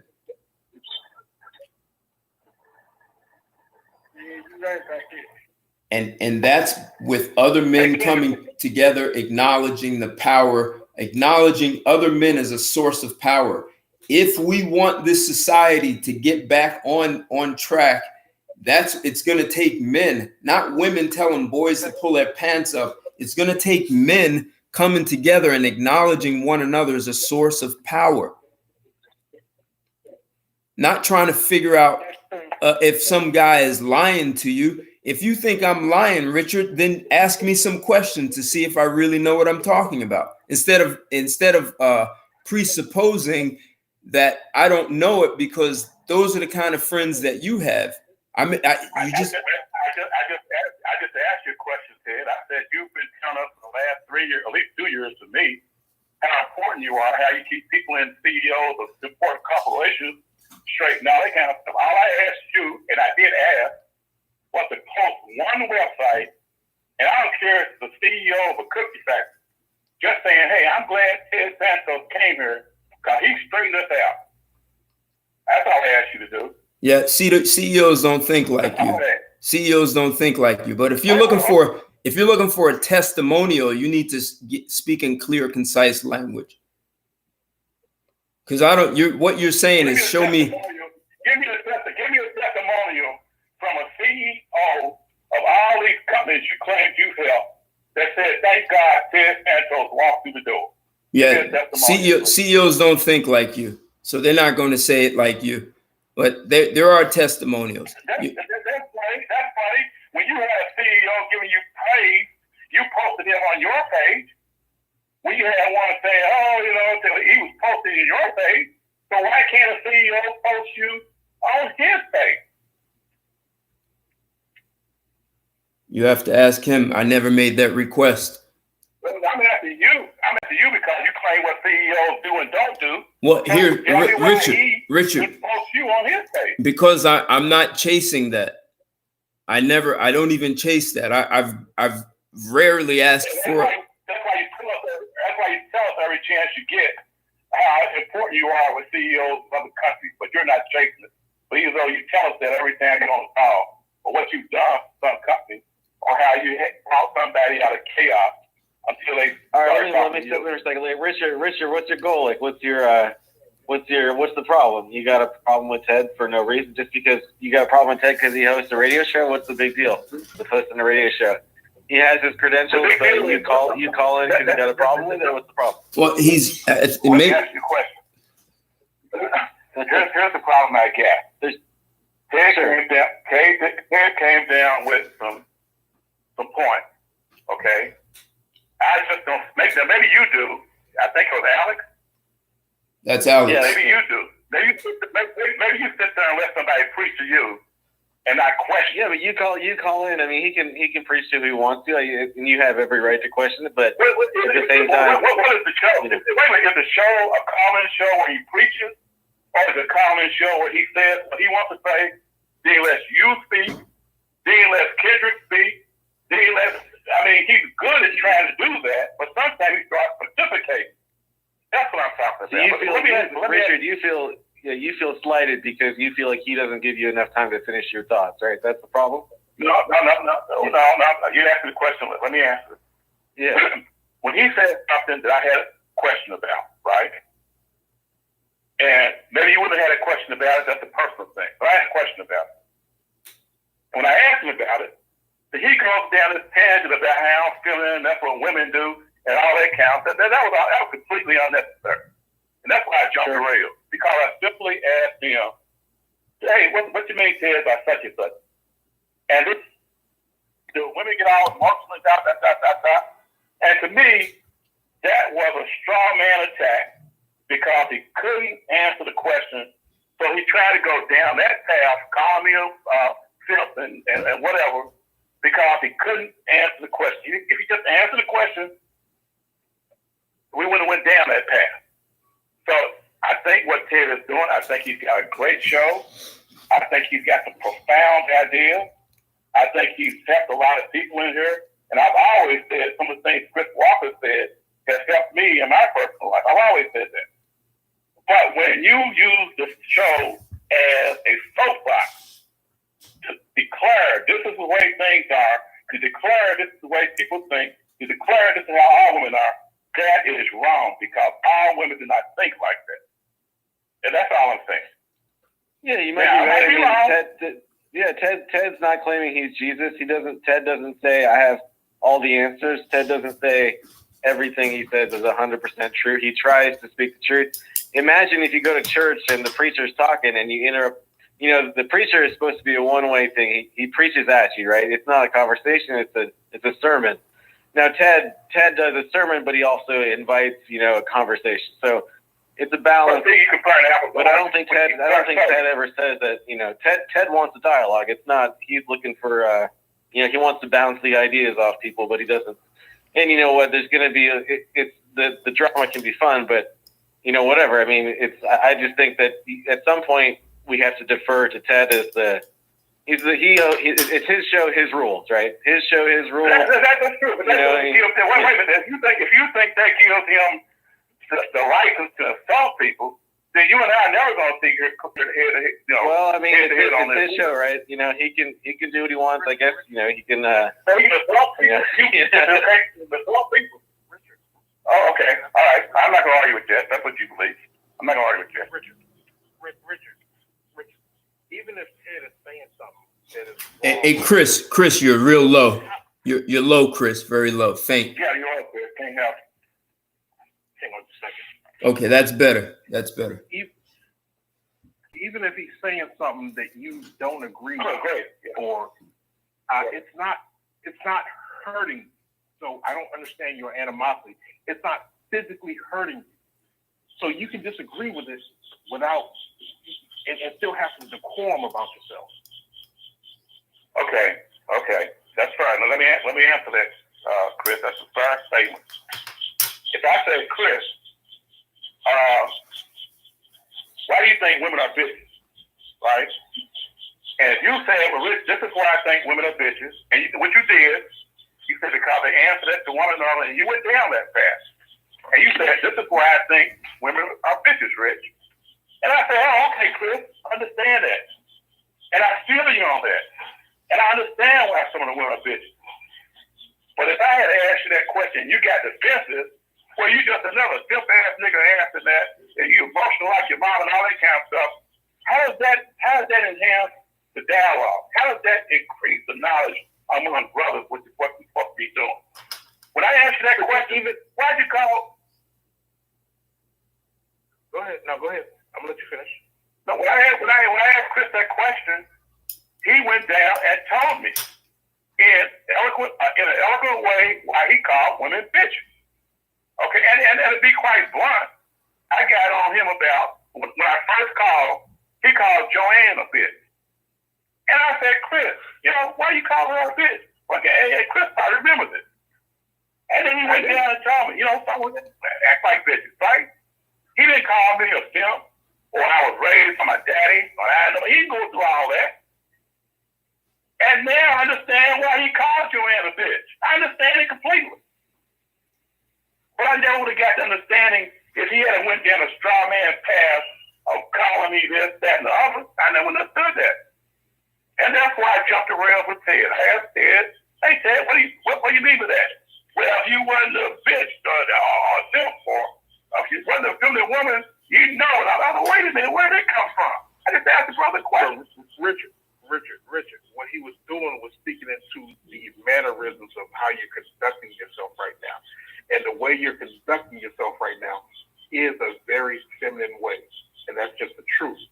That's no, it's not a feminine way. If a man who sits back and questions, again, stop. Like I said.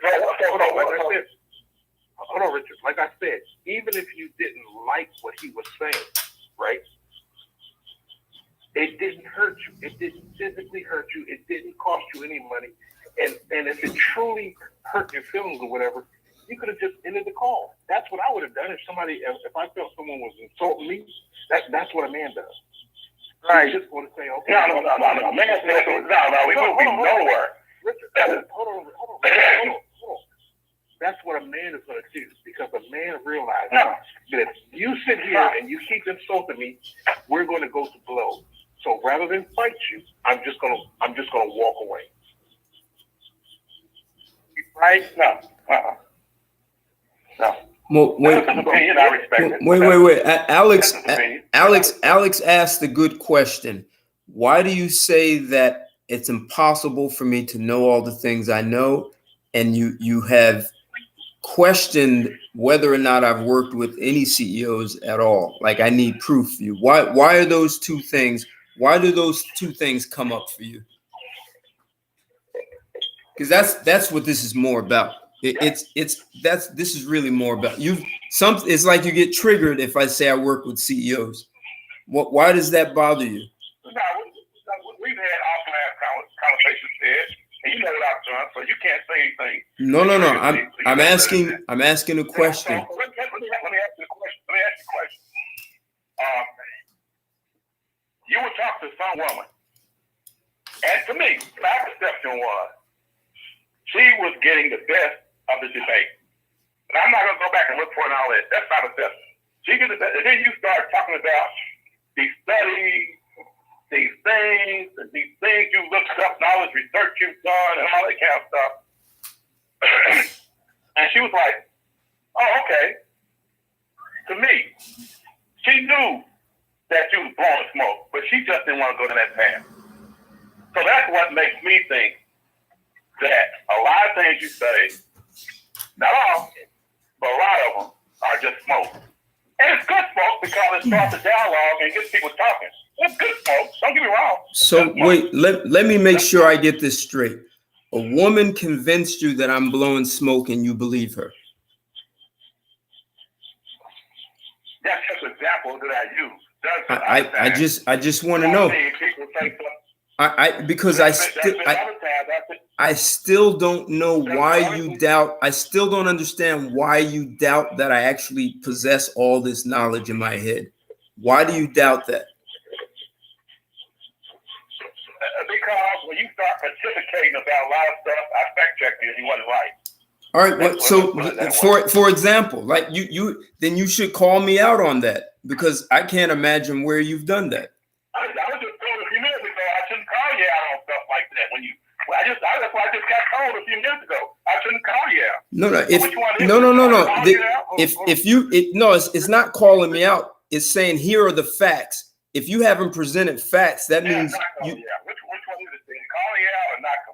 No. If you can, listen. If I said something incorrect, then you give me the correction. But if you just make an assumption because you don't like it, that's a very different conversation. I don't think it was important enough for me to say, hey, look, 10% of people didn't do this. It was really 20%. It just wasn't important enough for me to do that. All right, and you were trying to make a point. Whatever the point was, and I just rolled with it. That's all. Okay. You were trying to make a point. Well, see, like you said, I said something, and a woman told you she just agreed with me because she thinks I'm lying, and she convinced you. This is the point of this entire. No, I didn't say that. No, you misunderstood me. I said the woman gave me the impression that she just agreed with you to shut you up. Okay, so a woman influenced you. That is the point of this show. That is it. See, this is exactly why I'm having this conversation. Exactly. There have been men that did the same thing. It's a woman just stands out there. I mean, there's been other men that you said the same to. Kendrick is a good example. You said the same to him. And you start talking about 50% that, or 30% that, he goes, oh, okay. I didn't mention Kendrick just because of the woman. Before you further, let me say this. I want to thank everybody for the conversation, and I'm getting off the line, and I also want to extend a special thank you to Miss Judy calling in because it's rare that we get women to call in. And so I just want to say thanks to her. And other than that, Ted, I'll give you a call later. All right, good enough. Abraham, Chris, I want to echo what Chris said. I think it was fantastic that the woman called in, and I'm getting ready to get off of here. And I believe that this conversation, no matter which way it takes, which way it turns, that we still get off the phone and we still continue to be friends.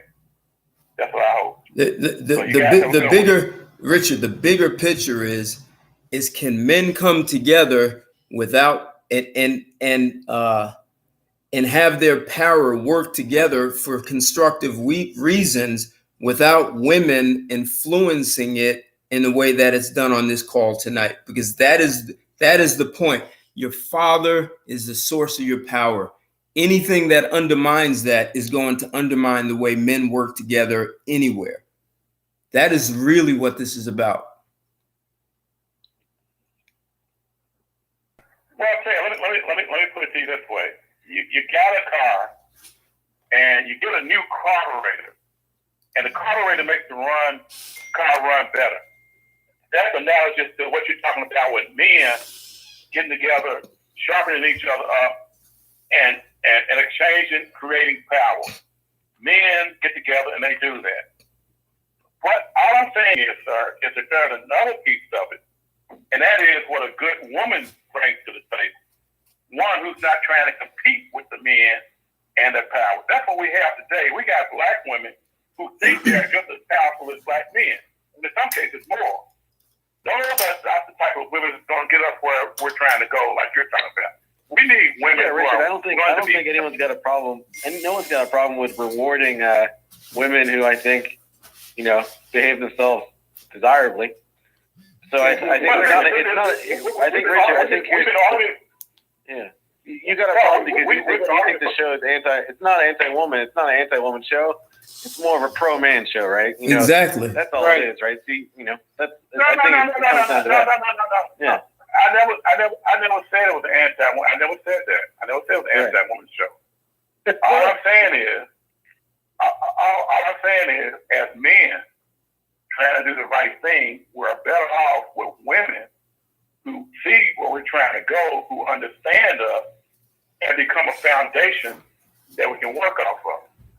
And I think Ted has a different perspective than Richard. Your perspective is different than Ted's.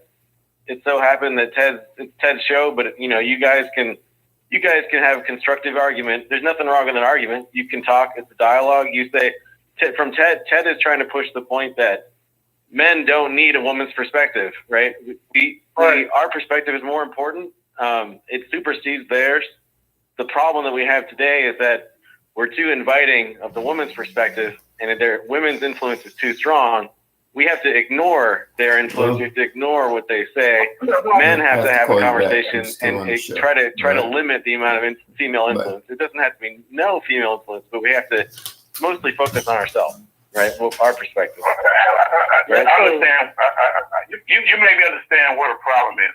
Here's what I think the problem is. Sure. Let's say you want to start a cupcake factory, okay? And you tell Mabel, you say, hey, Mabel, I want to start a cupcake factory. And she says, oh, man, now what the hell you want to start a cupcake factory for? You need to support my earring shop. My earring shop is going, and your dream is cupcake factory. Now, you take your resources and transfer all your resources into our earring shop. And you abandon your dream of starting a cupcake factory.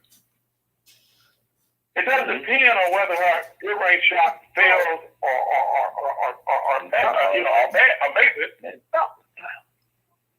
You've given up your power. Huh? You've given up your power. You've deferred to her, and that's what Ted's talking about. Men should not do. And I'm with that. Men should not do that. Sure. But what I'm saying is, a man, you should look for a woman who says, you want to start a cupcake factory?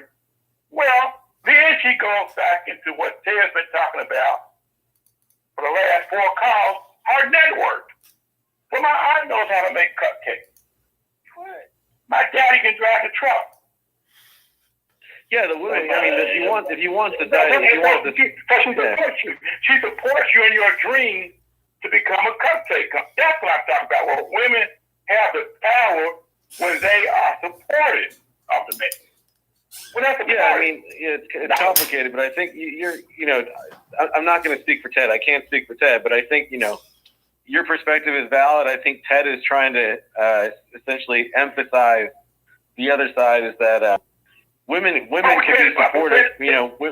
Women have a benefit, and society has to serve women's needs to a degree, right? You have to raise children, you have to raise the next generation, and women are obviously important for that. So men can't ignore them completely, but it's more about the decision-making process, who the leadership in society is, who is, who's leading the society versus who is following. But Ted and I are basically saying the same thing.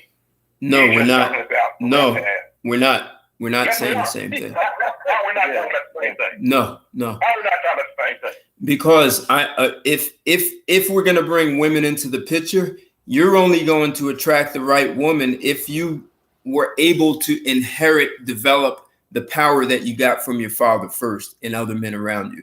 Otherwise, without that, you're going to get the woman who tells you, forget your cupcake factory, follow me, and you'll do it. But if you know how to come together, if you know how to come together, if you first acknowledge, Richard, here's what I'm saying.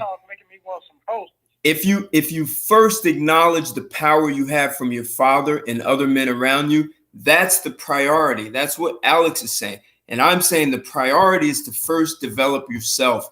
The first source of power you get is from your father. And if you can acknowledge the power from your father, you can acknowledge power from other men, and you can actually build with them. And the woman is going to see the women want the powerful guy, and she's going to support him. You use the analogy with Alex, sir. I mean, use the analogy, the cupcake analogy. You use that. I just told you. I already used that. I already did. Maybe you were talking over me and you didn't hear it. No. I just don't understand where you and I diverge on what we're saying. I'm saying the woman is irrelevant. You develop your power. So when I go to the gym and I lift and I want power, I don't give a damn about what a woman says, or you should do this and your body should know. I know how I want my body to look when I go to the mirror. I don't give a damn what a woman says. I'm developing power for myself. All the research I've done was never for a woman. When I used my story with Alex, when did I say the woman was irrelevant? I never said the woman was relevant. I'm saying I don't care about her beauty salon. If I want to do a cupcake fact, that's what I'm going to do. She's going to either support me and she has a network that can support me, or she's irrelevant. That's what I just said. Okay. Alex, isn't that what I just said? That's what I just said. I don't. Yeah, I think there's a difference. You can't hear what people are saying.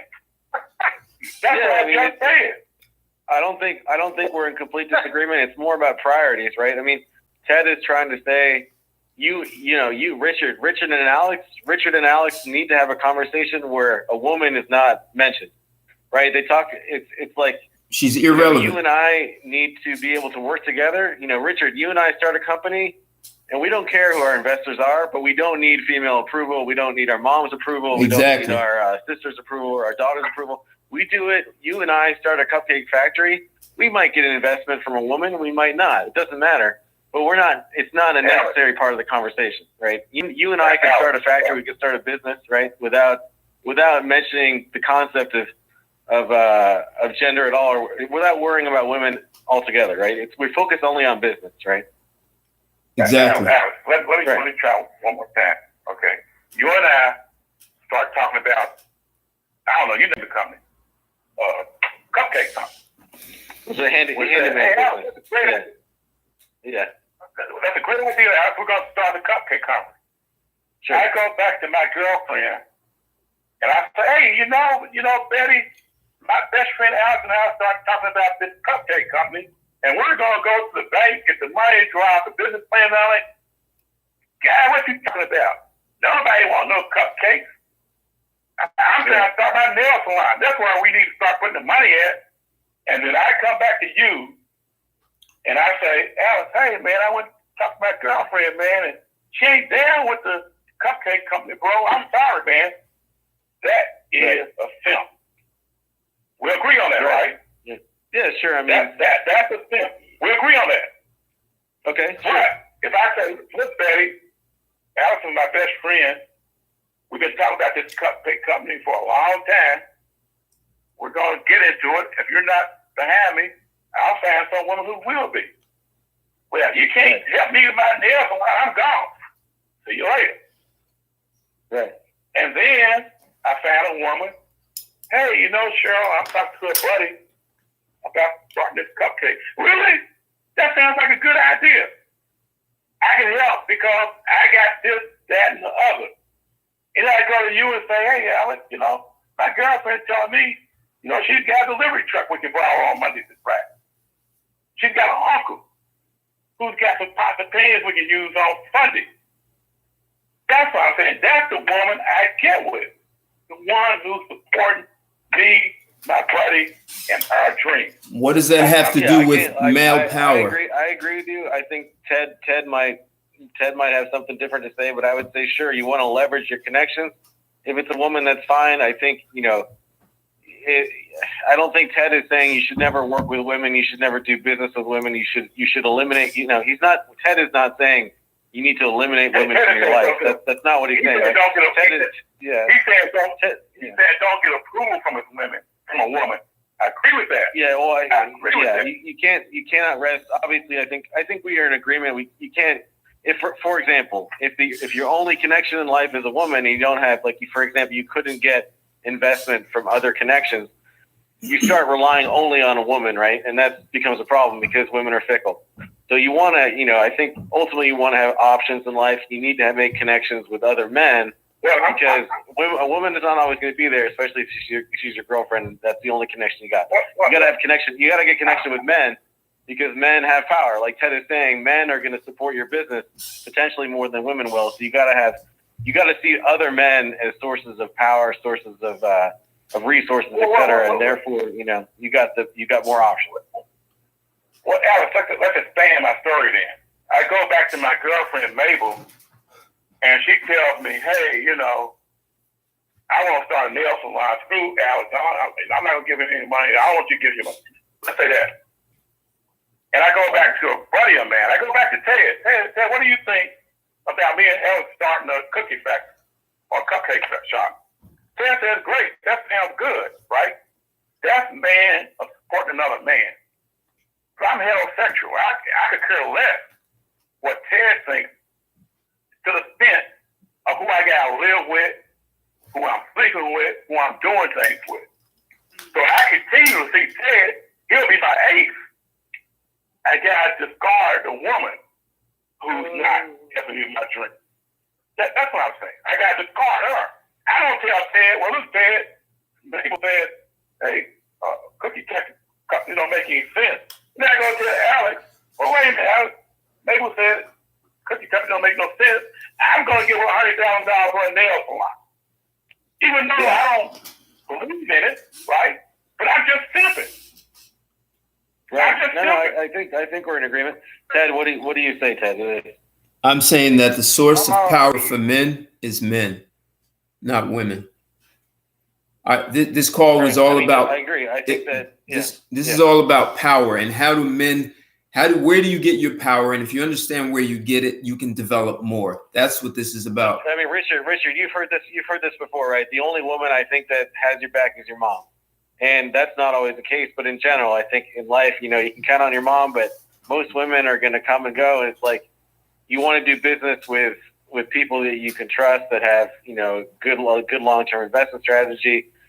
This whole conversation is very long and nuanced, but in general, I think Ted is just trying to emphasize that women and men are different, right? You have a healthy perspective. You want to treat women well. You want to treat them maybe even as equals.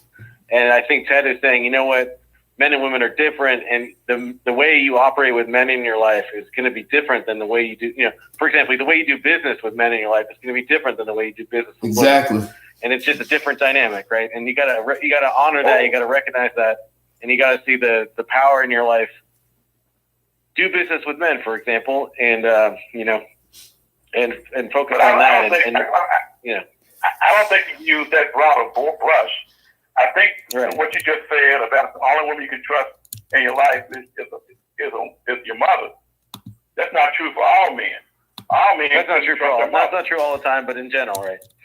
Right. Well, that's not true. But if a man has a wife, then it's more likely he can trust her to do the right thing by him, especially if they got kids.